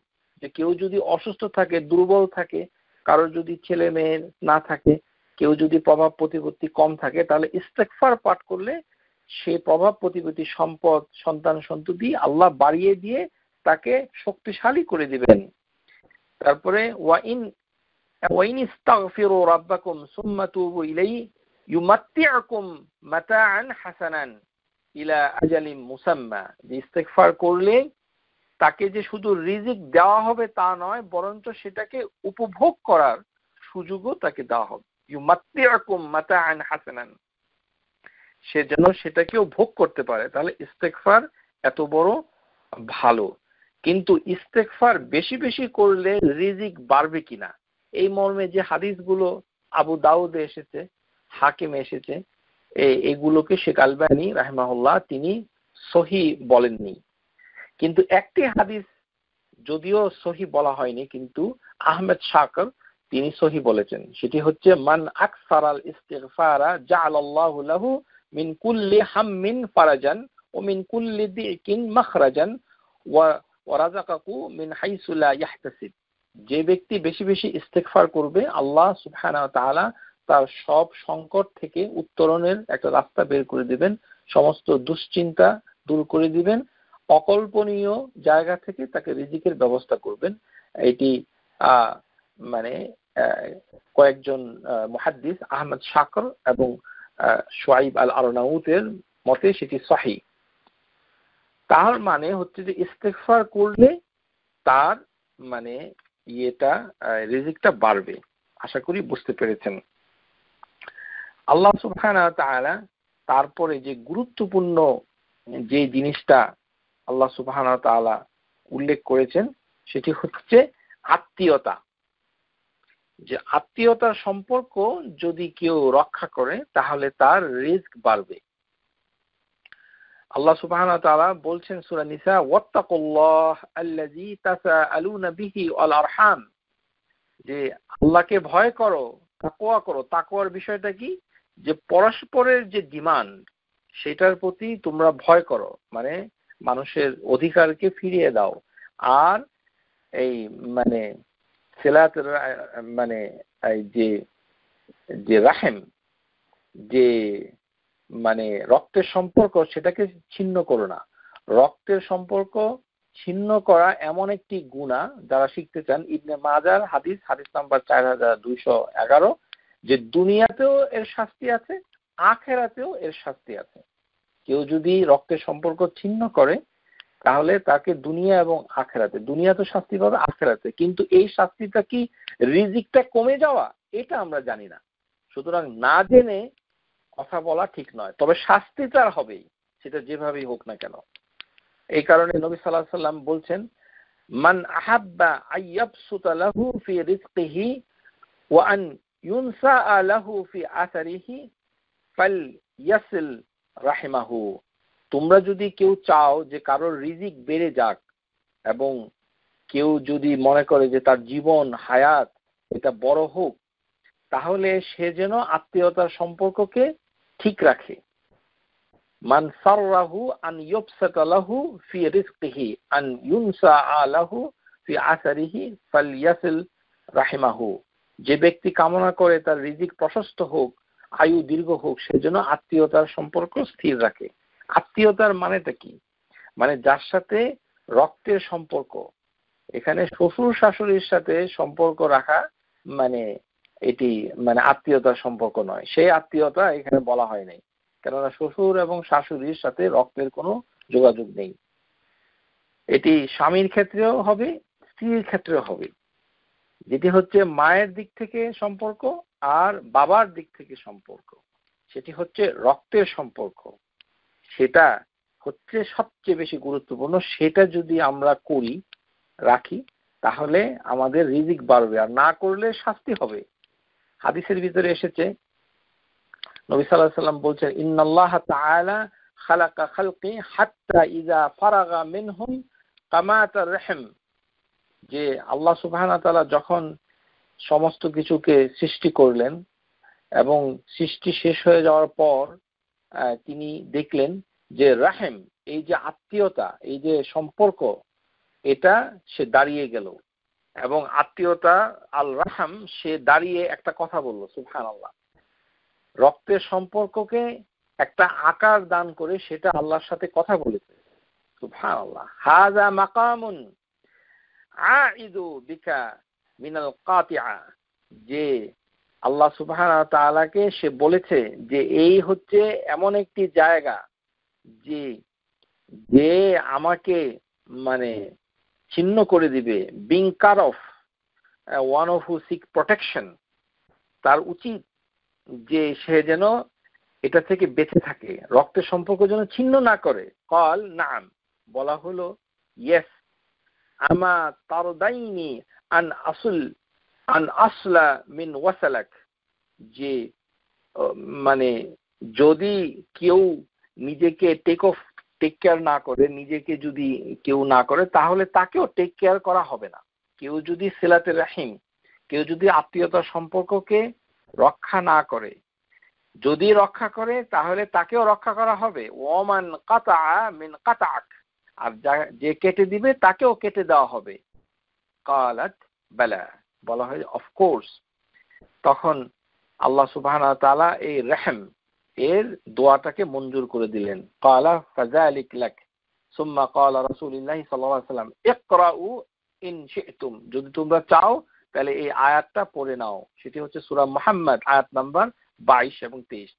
ফাহাল আসাইতুম ইন তাওয়াল্লাইতুম আন তুফসিদু ফিল আরদি ওয়া তুকাত্তিউ আরহামাকুম। যে মানে would you then, if you are given authority, you do mischief in the land? তুমি কি ফাসাদ করবে তোমাকে যদি ক্ষমতা দেওয়া হয়, অথবা তুমি ক্ষমতা পেয়ে তুমি আত্মীয়তার সম্পর্ককে ছিন্ন করবে, এগুলি কি তুমি করবে?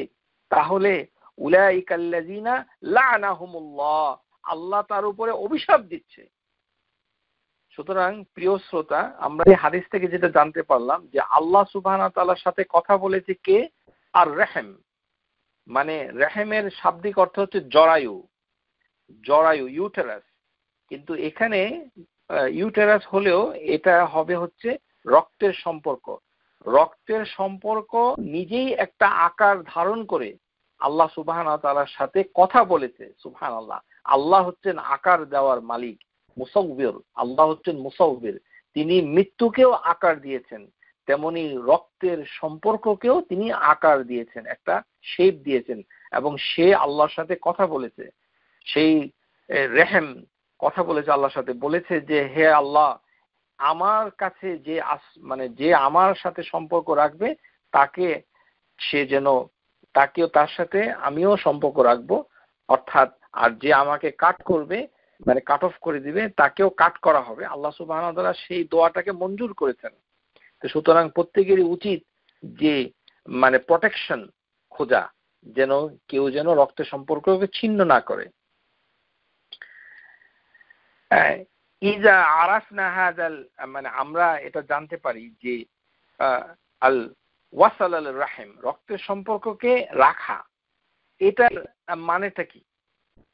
এটার মানে হলো, এটার মানে এই নয় যে শুধুমাত্র আত্মীয়দের সাথে, যাদের সাথে ভালো সম্পর্ক, ধনী, যাদের সাথে গন্ডগোল নাই, তাদের সাথে খালি ফোনে কথা বলা, টাকা পয়সা দেওয়া, গিফট দেওয়া, আর যাদের সাথে গন্ডগোল তাদের সাথে কথা না বলা, এটাকে রক্তের সম্পর্ক রাখা কথা বলা হয়নি। হাদিসের ভিতরে এসেছে, নবী সাল্লাল্লাহু আলাইহি ওয়াসাল্লাম বলেছেন যে লাইসাল ওয়াসাল লিল রাহিম মাল মাকাফি ওয়ালাকিনাল ওয়াসাল ওয়াসিল আল্লাযী ইযা কাতাআত রাহমাহু ওয়াসাল্লাহা।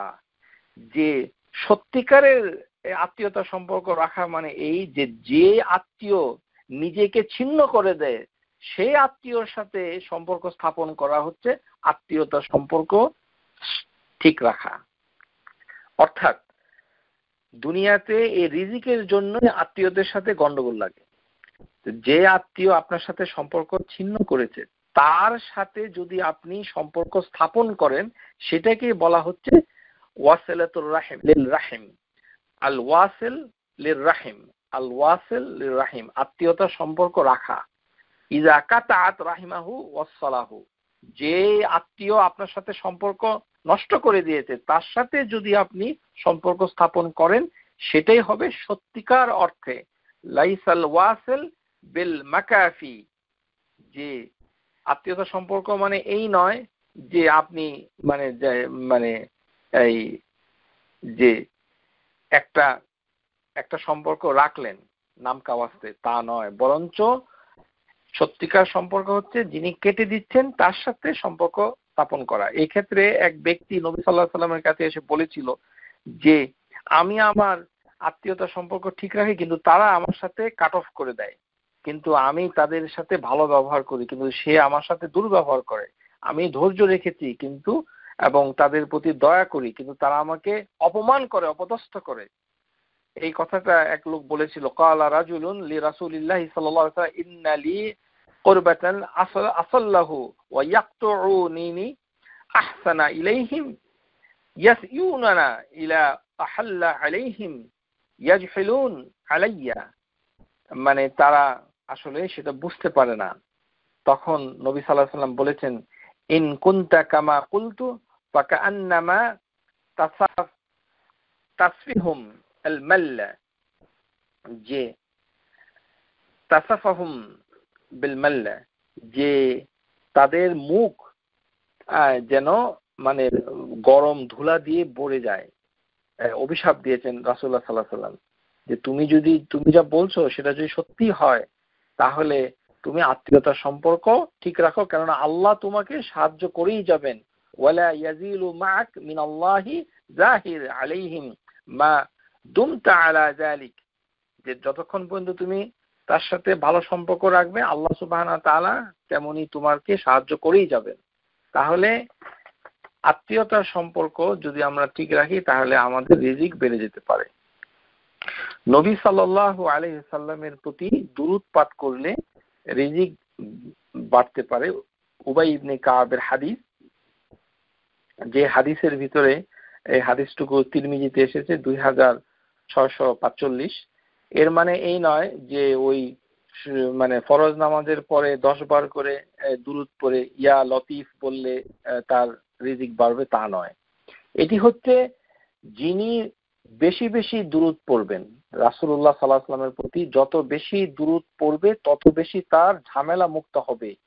এই জন্য উবাই ইবনে কাবকে বলা হয়, মানে রাসূল সাল্লাল্লাহু আলাইহি ওয়াসাল্লাম বলেছেন, ইজান তুকফা হাম্মাকা ওয়া ইউগফারু লাকা যানবুক, যে তুমি যদি অনেক বেশি দুরূদ পড়তে থাকো, সারাক্ষণ যদি দুরূদ পড়তে থাকো, তাহলে কি হবে যে তোমার জন্য ঝামেলা প্রয়োজনের জন্য যথেষ্ট হবে এবং তোমার গুনাহ ক্ষমা করা হবে। এটাকে রিজিক বাড়বে কিনা এই বিষয়ে স্কলারদের ভিতরে মতভেদ রয়েছে, তবে শেখ আল উসাইমিন রাহিমাহুল্লাহ তিনি বলেছেন যে দুরূদ পড়লে রিজিক বাড়তে পারে যদি দুরূদ বেশি বেশি করে পড়ে, নির্দিষ্ট কোনো অঙ্ক নিয়ে নয় যে 3 বার 4 বার, এই নয়। রাসূলুল্লাহ সাল্লাল্লাহু আলাইহি ওয়াসাল্লাম মানে তার নাম উচ্চারিত হলেই কেউ যদি সাল্লাল্লাহু আলাইহি ওয়াসাল্লাম সবসময় বলে, নামাজের ভিতরে যেমন মাঝখানের বৈঠকে দুরূদ পড়লে আল্লাহ সুবহানাহু ওয়া তাআলা তার রিজিক বাড়িয়ে দেবেন ইনশাআল্লাহ। তারপরে বারবার হজ ওমরা করা, কেউ যদি বারবার হজ ওমরা করে তাহলে তার রিজিক আল্লাহ সুবহানাহু ওয়া তাআলা বাড়িয়ে দেন। তাবিউ বাইনাল হজ্জ ওয়াল উমরা ফাইন্নাহুমা ইয়ানফিয়ানিল ফাকরা ওয়াজ যুনবা কামা ইয়ানফিল কিরু খাবাসাল হাদিদ ওয়া যাহাবি, যে তোমরা হজ ওমরা পরস্পর করতে থাকো, কেননা সেটা অভাব গুনাহ দূর করে দেয়। এটি হচ্ছে একটি জিনিস। তারপর আমরা যেটা দেখতে পাই যে আল্লাহ সুবহানাহু ওয়া তাআলার শুকর আদায় করা। ওয়া ইজ তাআযানা রাব্বুকুম লা ইন শাকারতুম লা আযীদান্নাকুম, যদি তোমরা শুকর করো তাহলে আমি তোমাদেরকে অতিরিক্ত দিব, অর্থাৎ বরকত দিব, বাড়িয়ে দেব। তাহলে শুকর আদায় করা হচ্ছে একটি রিজিক বেড়ে যাওয়ার একটি বিরাট কারণ। আর আরেকটি হচ্ছে দুর্বলের প্রতি মানে সদয় আচরণ করা। দুর্বল যারা একেবারেই মানে মনে করেন যে খুবই উইক, তাদের প্রতি যদি আমরা ভালো আচরণ করি তাহলে নবী সাল্লাল্লাহু আলাইহি সাল্লাম বলেছেন যে আমাদের রিজিকটা বাড়বে। এর ভিতরে দুটো হাদিস হচ্ছে এর দলিল। একটি হচ্ছে হাল তুনসারুনা ওয়া তুরজাকুনা ইল্লা বিদুআফাইকুম, বুখারীর হাদিস, হাদিস নাম্বার 2896, যে তোমাদের মধ্যে দুর্বল আছে বলেই তোমাদেরকে সাহায্য করা হয়, রিজিক প্রদান করা হয়। হাল তুনসারুনা ওয়া তুরজাকুনা ইল্লা বিদুআফাইকুম, এটা বাস্তবে আমরা দেখতে পাই। প্রিয় শ্রোতা, আমি একটু দৃষ্টি আকর্ষণ করছি যে আমাদের উত্তর আমেরিকায়, কানাডা এবং আমেরিকায় আমরা দেখতে পাই যে বাংলাদেশি অনেক পরিবারে দেখা যায় ছেলে মেয়েদের ভিতরে অনেক মানে শারীরিক সমস্যা নিয়ে অনেক বাচ্চা কাচ্চা জন্ম হচ্ছে ইদানিং, যে বিশেষ করে জন্মগত দুর্বলতা, অটিজম অথবা ডাউন সিনড্রোম অথবা ডেভেলপমেন্টাল ডিসঅর্ডার অথবা পঙ্গু হয়ে যাচ্ছে অথবা ফিজিক্যাল ডিসেবিলিটি, মেন্টাল ডিসেবিলিটি, মানে বাচ্চাগুলো যে এখানে জন্ম হচ্ছে বাংলাদেশি পরিবারগুলোতে, এর পরিসংখ্যান অনেক ব্যাপক, অনেক বেশি বেশি হচ্ছে। একটি এলাকায় গেলেই দেখা যাবে যে দু একটা বাচ্চার ভিতরে প্রত্যেকটা ফ্যামিলিতে একটা করে বাচ্চা যে মানসিক অথবা শারীরিকভাবে জন্ম থেকেই প্রতিবন্ধী হয়ে বাড়ছে। এটা আল্লাহ সুবহানাহু ওয়া তাআলা ভালো জানেন কেন এটা হচ্ছে, আমরা সেটা জানি না। কিন্তু একটা জিনিসের একটু সমন্বয়, একটা চিন্তা আমাদের ভিতরে আসা উচিত, যে হাদিসের ভিতরে এসেছে হাল তুনসারুনা ওয়া তুরজাকুনা ইল্লা বিদুআফাইকুম, যে তোমাদের ভিতরে দুর্বল যারা আছে তাদের জন্যই তোমাদেরকে রিজিক পাঠানো হয়, তোমাদেরকে সাহায্য করা হয়। নবী সাল্লাল্লাহু আলাইহি ওয়াসাল্লাম বলছেন যে আবগুনি দুআফাই, যে তোমরা আমাকে দুর্বলদের মাঝে খোঁজো, ফা ইন্নামা তুরজাকুনা তুনসারুনা বিদুআফাইকুম, যে তোমরা আমাকে দুর্বলদের ভিতরে খোঁজো, বিভিন্ন স্কলাররা বলেছেন যে যারা দুর্বলদেরকে সাহায্য করে, দুর্বলদেরকে সাহায্য করলে সে রিজিক দেওয়া হয়। আরেকটা দিকে আমরা মানে বুঝতে পারি যে দুর্বল থাকার কারণেও আল্লাহ সুবহানাহু ওয়া তাআলা আমাদেরকে হয়তো রিজিক দিয়ে থাকেন। আমরা সেটা নিশ্চিত না হলেও অনেকটা হাদিসের আলোকে বুঝতে পারি আল্লাহই ভালো জানেন কেন। এর মানে এই নয় যে কারোর রিজিক বাড়ার একটি কারণ হচ্ছে যে তার একটি বাচ্চা দুর্বল হয়ে পড়েছে শারীরিক, এই নয়। এটাই চিন্তা করা ঠিক হবে না, কেননা এটি বলতে গেলে ওহীর প্রয়োজন। ওহী ছাড়া নিশ্চিতভাবে কিছু বোঝা যায় না। কিন্তু সামষ্টিকভাবে হাদিসের ভিতরে যে কথাটা এসেছে সেটা ইঙ্গিত বহন করছে যে এই যে রিস্ক, এই যে এই পরিবারটুকু বাংলাদেশ থেকে ইমিগ্রেশন নিয়ে অথবা অন্য কোনো উপায়ে আমেরিকাতে আসলো, বাংলাদেশের জনগোষ্ঠীর তুলনায় সে যে অনেক ভালো রিস্কের ভিতরে ডুবে থাকলো, কিন্তু সেখানে দেখা গেল যে একটা দুর্বল তার ভিতরে বসবাস করছে। সেটাই হবে রিজিক এর পাওয়ার একটি আসবাব, যে আল্লাহ সুবহানাহু ওয়া তাআলা তাকে রিজিকটা দিয়েছেন। যেমনটি মানে তিনি মানে এখানে তিনি এসেছেন, পরিবারটা এসেছে, কিন্তু আল্লাহ সুবহানাহু ওয়া তাআলা তাকদীরের মাধ্যমে তাকে এই সন্তান তাকে দান করেছেন, যেটা ডিসেবলড ফিজিক্যালি অথবা মেন্টালি। আশা করি বুঝতে পেরেছেন, এটি ব্যক্তির উপরে সেটাকে প্রযোজ্য করা যাবে না। এখন ইবাদতের জন্য ঝামেলা মুক্ত হওয়া, কেউ যদি বেশি বেশি করে ইবাদত করে তাহলে তার রিজিক বেড়ে যাবে। হাদিসের ভিতরে এসেছে ইন্নাল্লাহ তাআলা ইয়াকুল ইয়া ইবনে আদম তাফাররাগ লিইবাদাতি আমলান সাদরাক গিনান ওয়া আসুদ্দা ফাকরাক ওয়া ইল্লা তাফআল মালআতু ইয়াদাইক শুগলান ওয়ালাম আসুদ্দা ফাকরাক ওয়া আসুদ্দা ফাকরাক। আল্লাহ তাআলা বলেন হাদিসে কুদসি, হে আদম সন্তান, আমার ইবাদতের জন্য তুমি ঝামেলা মুক্ত হও। খালি বিজি বিজি, এই যে আমেরিকায় আসি, যে আমেরিকায় থাকি, নামাজ পড়ার সময় নাই, তো ঝামেলা। তো আল্লাহ সুবহানাহু ওয়া তাআলা হাদিসে কুদসিতে বলছেন যে হে বনি আদম, আদম সন্তান, তুমি ঝামেলা মুক্ত হও। কিসের জন্য? ইবাদত করার জন্য।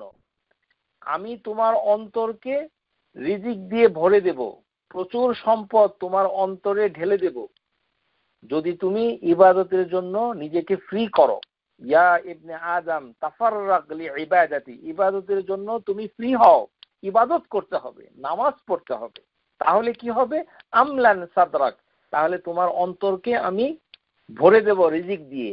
গিনান, নিজের অন্তর ধনী হয়ে যাবে, নিজের যে অভাবের যে অনুভব, ফিলিংস, এটা আল্লাহ সুবহানাহু ওয়া তাআলা মিটিয়ে দিবেন, অন্তরে কোনো অভাব থাকবে না। ও আসুদ্দা ফাকরাক, এবং তোমার দারিদ্র আমি গুছিয়ে দেব, কোনো পোভার্টি থাকবে না, দারিদ্র থাকবে না, বন্ধ করে দিবেন। সুবহানাল্লাহ। দুটো জিনিস করে, যদি আমরা ইবাদত করি, ঝামেলা বাদ দিয়ে, কাজ বাদ দিয়ে ইবাদত করতে হবে। আপনার যত গুরুত্বপূর্ণ কাজ থাকুক না কেন, নামাজ আপনাকে পড়তেই হবে। নামাজ যদি পড়েন, ঝামেলা মুক্ত হয়ে নামাজ পড়তে হবে। এমন নামাজ না যে রুকু সেজদা দিতে পারে না, বলে যে আমি এমন জায়গায় চাকরি করি সেখানে কি নাই, চাকরি ছেড়ে দেন। এমন জায়গায় চাকরি করেন যেখানে নামাজ পড়া যায়, ঠিক মতো মাসালা জেনে কিভাবে নামাজ পড়তে হয়, দাঁড়িয়ে নামাজ পড়তে হয়, চেয়ারে বসে এই ঠুসঠাস কোনো নামাজ নয়। বরঞ্চ মনোযোগ দিয়ে ইবাদত যদি করেন, সেই ক্ষেত্রে যদি আপনি ফ্রি হয়ে নামাজ পড়েন, তাহলে আল্লাহ সুবহানাহু ওয়া তাআলা আপনাকে রিজিক দিবেন, আপনার দারিদ্র দূর করে দিবেন। ও আসুদ্দা ফাকরাক ও আমলান সাদরাক। আর যদি নামাজ না পড়েন, ইবাদত না করেন, যেমন হজ করেন না, বাংলাদেশে যান প্রত্যেক বছরে একবার, আবার গর্ব করে ওই যে প্রতি সামারেই আমি বাংলাদেশে যাই। ওরে বাবা, তো আপনি ওমরা করেন না কেন? আল্লাহ সুবহানাহু ওয়া তাআলা আপনাকে তো টাকা পয়সা দিয়েছে ওমরা করার। আতিম্মুল হজ্জা ওয়াল উমরাতা লিল্লাহ, আল্লাহ সুবহানাহু ওয়া তাআলা কোরআনুল কারীমে হুকুম দিচ্ছে যে হে আমার বান্দারা, তোমরা হজ করো এবং ওমরাও করো, দুটো হুকুম।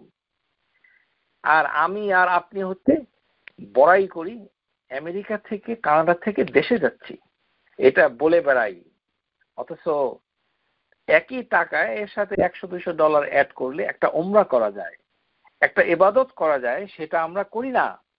আমাদের সময় নাই, ঝামেলা হয়ে যায়, টাকা পয়সা কমে যাবে। নামাজ পড়ি না যে চাকরি থেকে ফায়ার করে দিবে। আল্লাহ সুবহানাহু ওয়া তাআলা হাদিসে কুদসিতে বলছেন, যদি তোমরা আমার ইবাদতের জন্য ঝামেলা মুক্ত না হও, ইল্লা তাফআল, তাহলে কি করব? মালাতু ইয়াদাইক শুগলান, তাহলে তোমাকে এমন ব্যস্ততা দিব যে আর ফ্রি টাইমই পাওয়া যাবে না। কাজ করে আর উপায় নাই। 6টা 9টা 2 shift, double shift, triple shift কাজ করতে করতে কাজে ডুবে যাবে। এটা করবে কেন? আল্লাহই করে দিবেন। যদি কেউ নামাজ, রোজা, হজ, যাকাত এগুলোর জন্য, বিশেষ করে নামাজ এবং হজ এই দুটো আসবে ইবাদতের জন্য, যদি ঝামেলা মুক্ত কেউ না হতে পারেন, তাহলে আল্লাহ তাকে দুটো শাস্তি দিচ্ছেন। একটা কি? মালআতু ইয়াদাইক শুগলান, তাকে আল্লাহ ব্যস্ততায় ভরে দিবেন, সে আর ফ্রি হবে না, কাজই করতে থাকবে, কাজ করতে করতে 6টা 9টা 9টা 12টা চলতেই থাকবে, আর তার অভাব দূর করা হবে না। ওয়ালাম আসুদ্দা ফাকরাক, তার অভাব লেগেই থাকবে। 200,000 বেতন পায়, তারপরেও অভাব, অভাব আর যায় না, অভাব অভাব। ওই 40,000 বেতন পেলেও অভাব, আর 200,000 পেলেও অভাব, অভাব অভাব চলছে, চলবে। কেননা সে ইবাদতের জন্য নিজেকে মুক্ত করে নাই, এই কারণে। আরেকটি হচ্ছে যে মানে যে আল্লাহ সুবহানাহু ওয়া তাআলা যে আমাদেরকে যে হুকুম করেছেন, সেটি হচ্ছে যে আল্লাহর রাস্তায় হিজরত করা। কেউ যদি আল্লাহ সুবহানাহু ওয়া তাআলার মানে হিজরত করে, তাহলে আল্লাহ তার রিজিক বাড়িয়ে দেবেন। এটি সূরা নিসা 1100-তে আছে। ওমান ইউহাজিরু ফি সাবিলিল্লাহ ইয়াজিদু ফিল আরদি মুরগামা কাসীরান ওয়া সাআ, যে তাকে বহু জায়গায় এবং আশ্রয় সচ্ছলতা দিবে। তো আমরা বাংলাদেশের লোক, আমরা কখনোই কোনো কারণে হিজরত করতে পারি না, এটা আমাদের হয়ে ওঠে নাই। কারণ আমাদের দেশে কখনো ধর্মযুদ্ধ হয় নাই, আর আমরা যারা বাংলাদেশ থেকে আমেরিকা আসছি এটাকে হিজরত বলে না। অনুগ্রহ করে এই হিজরত শব্দটা আপনার জন্য ব্যবহার করবেন না।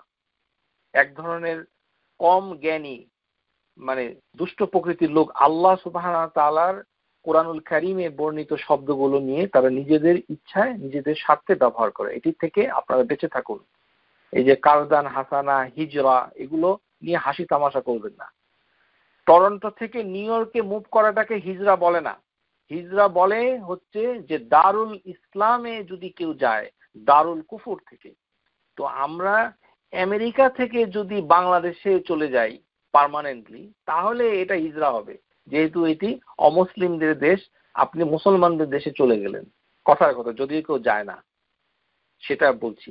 যে হিজরা মানে হচ্ছে ইসলাম যেখানে আছে সেখানে যাওয়াকে হিজরত বলে। যে দেশে ইসলামী হুকুমত আছে, ইসলামী শাসন আছে, মুসলমানদের দেশ যেটা, সেখানে যাওয়াকে হিজরা বলে। সেটা করলে রিজিক বাড়বে, এটি একটি উপায়। এতটুকু। যেহেতু আমরা বাংলাদেশে, আমাদের কারোর হিজরত করা হয়নি, আর হয়ে এই নিকট ভবিষ্যতে হবে কিনা আল্লাহ ভালো জানেন। সুতরাং এটা এই পর্যন্তই। তারপরে আল্লাহ সুবহানাহু ওয়া তাআলা ফি সাবিলিল্লাহতে সংগ্রাম করা। নবী সাল্লাল্লাহু আলাইহি সাল্লাম বলেছেন যে ধর্ম যুদ্ধ যে তিনি নিয়োজিত ছিলেন, সেখানে আল্লাহ তার রিজিক রেখেছিলেন। এই কারণে হাদিসে এসেছে ওয়াজুইলা রিজকি তাহতা জিল্লি রুমহি, যে আমার রিজিক রাখা হয়েছে আমার বর্ষার ছায়াতলে। নবী সাল্লাল্লাহু আলাইহি সাল্লাম বর্ষা দিয়ে তিনি ধর্মযুদ্ধ করতেন। সেই ধর্মযুদ্ধের বর্ষা যে আসবাব, সে অস্ত্রের নিচে হচ্ছে তার রিজিক ছিল বলে তিনি বলেছেন। এই হাদিসটাকে সহিহ বলা হয়েছে। তারপর আমরা যেটা দেখতে পাই সেটি হচ্ছে যে বিয়ে করলে রিজিক বাড়তে পারে। এর কারণ হচ্ছে যে ইমাম বুখারী রাহিমাহুল্লাহ তার সহিহ আল বুখারীতে একটি অধ্যায় লিখেছেন। সে অধ্যায়ের নাম হচ্ছে আল বাবু তাজওয়ীজুল মুআসির, যে ম্যারেজ অন ডিফিকাল্ট টাইম, লিকাউলিহি তাআলা, আল্লাহ সুবহানাহু ওয়া তাআলার মানে আয়াতে কারিমা ইন ইয়াকুনু ফুকারা ইউগনিহিমুল্লাহু মিন ফাদলি, যে যদি তোমাদের ভিতরে মানে কেউ অভাবগ্রস্ত থাকো তাহলে বিবাহের মাধ্যমে আমি তাদেরকে অভাব মুক্ত করে দিব। এই কথাটাই বুঝেছেন ইমাম আল বুখারী। এবং হুয়া তা'লিলুল হুকমুত তারজামা এর ব্যাখ্যায় ইবনে হাজার আসকালানি বলছেন যে এটি হচ্ছে যে মুহাসসিলাহু আন্নাল ফাকরি লিল হাল লা ইয়ামনা তাজবিজু, মানে কারোর যে টাকা পয়সার অভাব, সে মানে দারিদ্র, সেটা মানে এই নয় যে সে বিবাহ করবে না। মানে সে বিবাহ করবে, কেননা ভবিষ্যতে সে সম্পদশালী হতে পারে। কারণ হচ্ছে খুবই সিম্পল, যে বিবাহ করলে দুইজন হয়, আগে ছিল একজন, তার রিস্ক সে তো তার সাথে আছে, তারপরে তার ওয়াইফ তার সাথে যে থাকবে তার রিস্ক সে নিয়ে আসছে। সুতরাং দুইজনের রিস্ক যদি একত্র করা হয় তাহলে অবশ্যই তার জন্য যথেষ্ট হবে। এই কারণে ইবনে মাসউদ বলেছেন, তার একটি কথা তাফসীর ইবনে কাসিরে উল্লেখ করেছে, তামসুল গানি ফিন নিকাহ, তোমরা বিবাহের মাধ্যমে নিজেকে স্বাবলম্বী করো, নিজেকে। আল্লাহ সুবহানাহু ওয়া তাআলা, ইবনে আব্বাস বলছেন, রাগাবাহুমুল্লাহু ফি তাজাউযু, যে আল্লাহ সুবহানাহু ওয়া তাআলা বিয়ে করার জন্য উৎসাহ দিচ্ছেন। ওয়া আমারা বিল আহরার আল আহরারুল আবিদ, যে যারা মুক্ত পুরুষ এবং স্লেভ সবার জন্য এই হুকুম, কেননা আল্লাহ তাদেরকে সম্পদশালী করবেন। এর মানে এই নয় টাকা পয়সা নাই, বিয়ে করে এখন সংসার চালাতে পারে না, মানে মানে কিছুই করতে পারে না, হারাম কাজে লিপ্ত হয়ে গিয়েছে, আল্লাহ সুবহানাহু ওয়া তাআলার হুকুমের বিরোধিতা করছে, নিজেও করছে এবং ওয়াইফও করছে, দুইজনে মিলে গুনার কাজ করছে দিনে রাতে, এটা বলা হয় নাই। এই কারণে হাদিসের ভিতরে এসেছে যে যাদের সামর্থ্য আছে তারাই শুধু বিবাহ করবে, যাদের সামর্থ্য নাই তারা বিবাহ করবে না। তারা কি করবে? রোজা রাখবে। ওমান লাম ইয়াস্তাতি' ফাআলাইহি বিসসাওম ফাইন্নাহু লাহু বিজাউন, যে যারা বিবাহ করতে পারবে না তারা রোজা রাখবে। টাকা পয়সা নাই, খামাখা ক্রেডিট কার্ড দিয়ে বিবাহ করা যাবে না, কিছু নগদ পয়সা থাকা চাই যেটা দিয়ে সে নিজে এবং তার সংসারের খরচ চালাতে পারবে। এই ধরনের সামর্থ্য ছাড়া সে বিবাহ করবে না, আল্লাহর উপরে ভরসা করবে না, এটা বোঝানো হয়নি। এটা বোঝানো হয়েছে যদি বিবাহ করতে পারে, সেটা যদি খরচ মিনিমামটা সে আদায় করতে পারে, সেরকম আল্লাহ ভীরু তাকওয়াধারী কোনো মহিলা পাওয়া যায়, তাহলে আল্লাহ সুবহানাহু ওয়া তাআলা তাকে বিবাহের মাধ্যমে তাকে সচ্ছলতা দিবেন। যে আল্লাহ সুবহানাহু ওয়া তাআলা তিন প্রকার ব্যক্তিকে আল্লাহ সুবহানাহু ওয়া তাআলা সাহায্য করেন, সালাসাতুন হাক্কু আলাল্লাহি আউনুহুম, তিন প্রকার ব্যক্তিকে আল্লাহ সুবহানাহু ওয়া তাআলা নিজের খাজানা থেকে সাহায্য করে থাকেন। একটি হচ্ছে মুজাহিদু ফি সাবিলিল্লাহ ওয়াল মুকাতাবু আল্লাযী ইউরিদুল আদা ওয়ান নিকাহু আল্লাযী ইউরিদুল আফাফ, যে ব্যক্তি বিবাহ করে এবং সে সচ্ছলতার আশা করে এবং তাকে আল্লাহ সুবহানাহু ওয়া তাআলা সাহায্য করেন। আশা করি বুঝতে পেরেছেন। আল্লাহমুখী হওয়া হচ্ছে আরেকটি বিষয়, যে আল্লাহর উপরে যদি কেউ ভরসা করে তাহলে আল্লাহমুখী হতে হবে, পরকালের প্রতি তাকে দৃষ্টি নিক্ষেপ করতে হবে, তাহলে সে তার রিজিক বাড়বে। হাদিসের ভিতরে এরকম একটি হাদিস আপনাদেরকে এখন আমি পড়ে শোনাচ্ছি।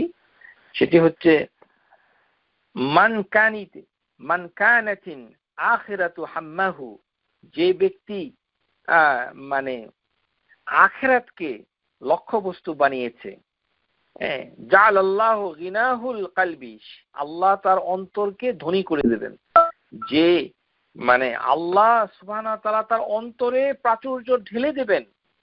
ওয়া জামাআ লাহু শামলাহু, এবং সবকিছুকে আল্লাহ সুবহানাহু ওয়া তাআলা যোগান দিয়ে দিবেন। ওয়া আতাতহু দুনিয়া ফিহি রাগিমা, এবং দুনিয়া মানে তার কাছে মানে চলে আসবে। যে আল্লাহ সুবহানাহু ওয়া তাআলা মানে যদি সে আখিরাতকে মানে লক্ষ্যবস্তু করে তাহলে তার মানে অন্তরকে আল্লাহ ধনী করে দিবেন, আর দুনিয়া তার পায়ের কাছে চলে আসবে, দুনিয়া তার কাছে এসে ধরা দিবে। আর যে ব্যক্তি ওমান কানাতিদ দুনিয়া হাম্মাহু, যে ব্যক্তি দুনিয়াকে প্রাইমারি গোল লক্ষ্যবস্তু করবে, জাআলাল্লাহু ফাকরাহু বাইনাল আইনাহি, যে তাহলে আল্লাহ তার দুই চোখের ভিতরে, দুই চোখের মাঝখানে দারিদ্র ঢুকিয়ে দিবেন। সুবহানাল্লাহ, আল্লাহু আকবার, আল্লাহ আমাদের রক্ষা করো। যদি দুনিয়াকে বেশি প্রায়োরিটি দেওয়া হয় তাহলে আল্লাহ মানুষের দুই চোখের মাঝখানে দারিদ্র দিয়ে দিবেন। ও ফাররাকা আলাইহি শামলাহু, এবং তার কাছ থেকে অন্য জিনিসগুলোকে পৃথক করে ফেলবেন, এবং তার সে কিছুই পাবে না, শুধুমাত্র তার যেটা পূর্বে লেখা ছিল সেটাই সে পাবে। ওয়ালাম ইয়াতি মিনাদ দুনিয়া ইল্লা মা কুদ্দিরা লাহু, তকদিরে যে অল্প কিছু ছিল সেগুলোই সে পাবে, আর তার দারিদ্র দূর হবে না। তাহলে আখেরাতকে যদি কেউ প্রায়োরিটি দেয় তাহলে মানে তার মানে রিজিক বেড়ে যাবে, যেটি আমরা এই হাদিস থেকে বুঝতে পারলাম যে অভাবের সময় যে মানে আল্লাহর আখেরাতকে সে লক্ষ্য করেছে। হাদিসের ভিতরে এসেছে কাদ আফলাহা মান আসলামা ওয়া রুজিকা কাফাফান ওয়া কান্না আল্লাহু বিমা আতাহু, ওই ব্যক্তি প্রকৃত সফল যে ইসলাম গ্রহণ করেছে, আল্লাহর প্রতি সারেন্ডার করেছে, এবং জীবন ধারণে অভাবের সময় এবং সব সময় মানে যখন সে সম্পদে ছিল, সম্পদ ছিল, তখনও যে পরিমাণ রিজিক দেওয়া হয়েছে সেখানে সে সন্তুষ্ট হয়েছে। আল্লাহ সুবহানাহু ওয়া তাআলা তাকে তুষ্ট করেছেন, তাকে তার জন্য যথেষ্ট করেছেন। অর্থাৎ আল্লাহ সুবহানাহু ওয়া তাআলা বলছেন বাল তুফিরুনা আল হায়াতাদ দুনিয়া ওয়াল আখিরাতু খায়রু ওয়া আবকা, ইসারুদ দুনিয়া ইসার, অর্থাৎ প্রাধান্য দেওয়া, দুনিয়ার জীবনকে প্রাধান্য দিচ্ছ, অথচ আল্লাহ বলছেন ওয়াল আখিরাতু খায়রু ওয়া আবকা, আল্লাহ সুবহানাহু ওয়া তাআলা মানে আখিরাতকে চিরস্থায়ী করেছেন। সুতরাং এটি হচ্ছে আরেকটি বিষয়। আরেকটি হচ্ছে যে আল্লাহ সুবহানাহু ওয়া তাআলার কাছে দোয়া করা। আমরা যদি দোয়া করি তাহলে আল্লাহ আমাদের রিজিক বাড়িয়ে দিবেন। ওয়াকালা রাব্বুকুম উদউনি আস্তাজিব লাকুম, তোমাদের রব বলেছেন তোমরা আমাকে ডাকো, আমি তোমাদের জন্য সাড়া দেব। তাহলে মানে মানুষ যখন অভাবে পড়ে তখন আল্লাহর কাছে ডাকবে। এখন কিভাবে ডাকবে?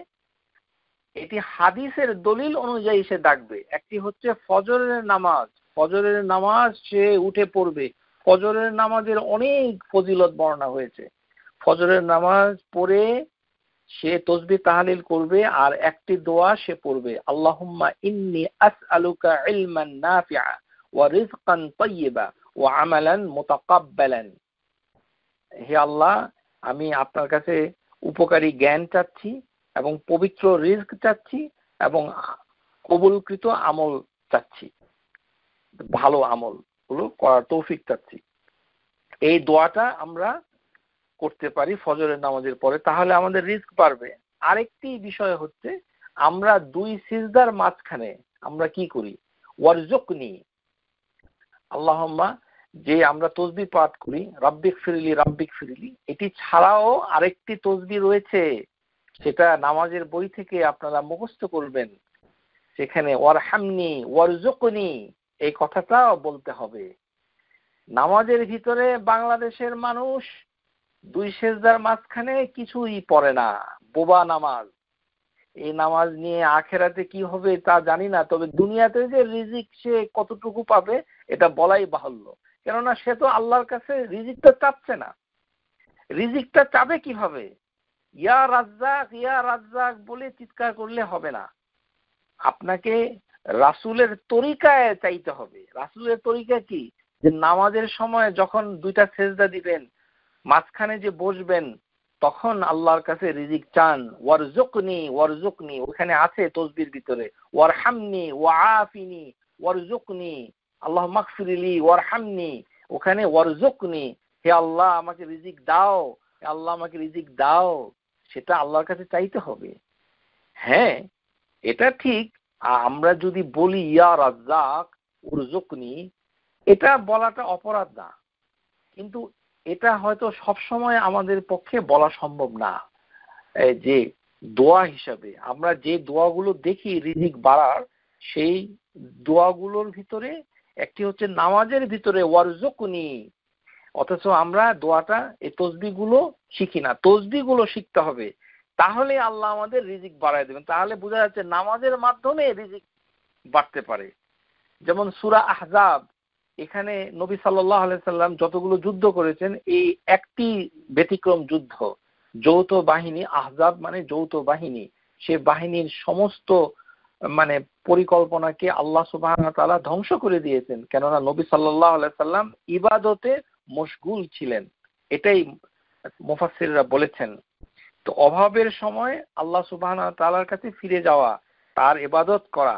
তাহলে আমরা আমাদের সমাজে দেখি যে পরীক্ষার সময় ছেলেরা, আমাদের মেয়েরা আমাদের সমাজে নামাজ পড়ে আল্লাহর কাছে চায়, এটা ভালো। তো এটাকে কখনো আপনারা অবহেলা করবেন না। হ্যাঁ, এটা ঠিক যে ছেলে এবং মেয়ে ছাত্রদের ইখলাস নাই, অর্থাৎ সে জিনিসটাকে বোঝে নাই, কিন্তু সে তো আল্লাহর কাছে চাচ্ছে, সে তো আল্লাহর ইবাদত করছে, সে তো নামাজ পড়ছে, সে তো উযু করছে, আল্লাহর দিকে ফিরে আসছে। হোক না সেটা পরীক্ষার জন্য অথবা চাকরির জন্য, সেটাকে হাসি তামাশার বিষয় নয়, বরঞ্চ যে অভাবে পতিত হয় সে আল্লাহর প্রতি সে যেন ফিরে আসে। মান নাজালাত বিহি ফাকাতুন ফাআনজালা লাহা বিন-নাস লাম তুসাদ্দা ফাকাতুহু ওয়া মান নাজালাত বিহি ফাকাতুন ফাআনজালাহা বিল্লাহি ফায়ুশিকু আল্লাহু লাহু বিরিজকিন আজিলিন আও আজিলিন আজিলিন আও আজিলিন। যে ব্যক্তি অভাবে পতিত হয়, সে মানুষের কাছে সপর্দ করে যে অভাব তার মোচন করা হয় না, মানুষের কাছে সে চায়।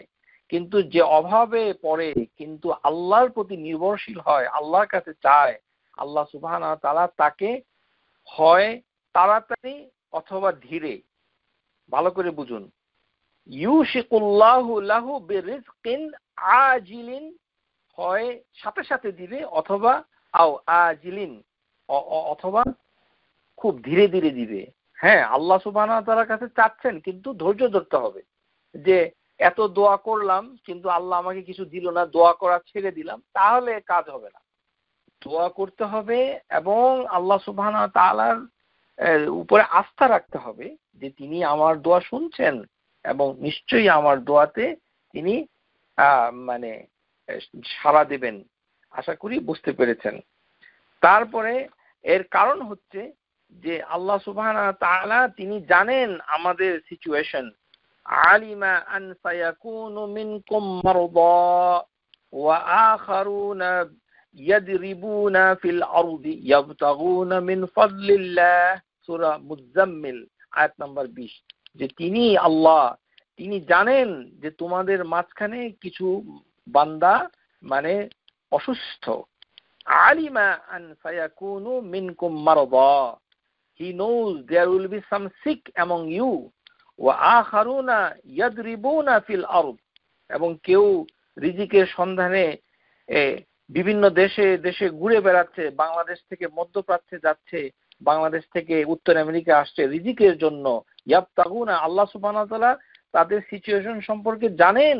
সুতরাং আল্লাহর দিকে সে যদি ফিরে যায়, তাহলে আল্লাহ সুবহানাহু ওয়া তাআলা তাকে মানে রিজিক দিবেন। ইবাদতের মধ্য দিয়ে সে রিজিক যেভাবে পাবে, এই কারণে হজের সময় সে যদি ব্যবসা বাণিজ্য করে, এটা দোষের কিছু নয়।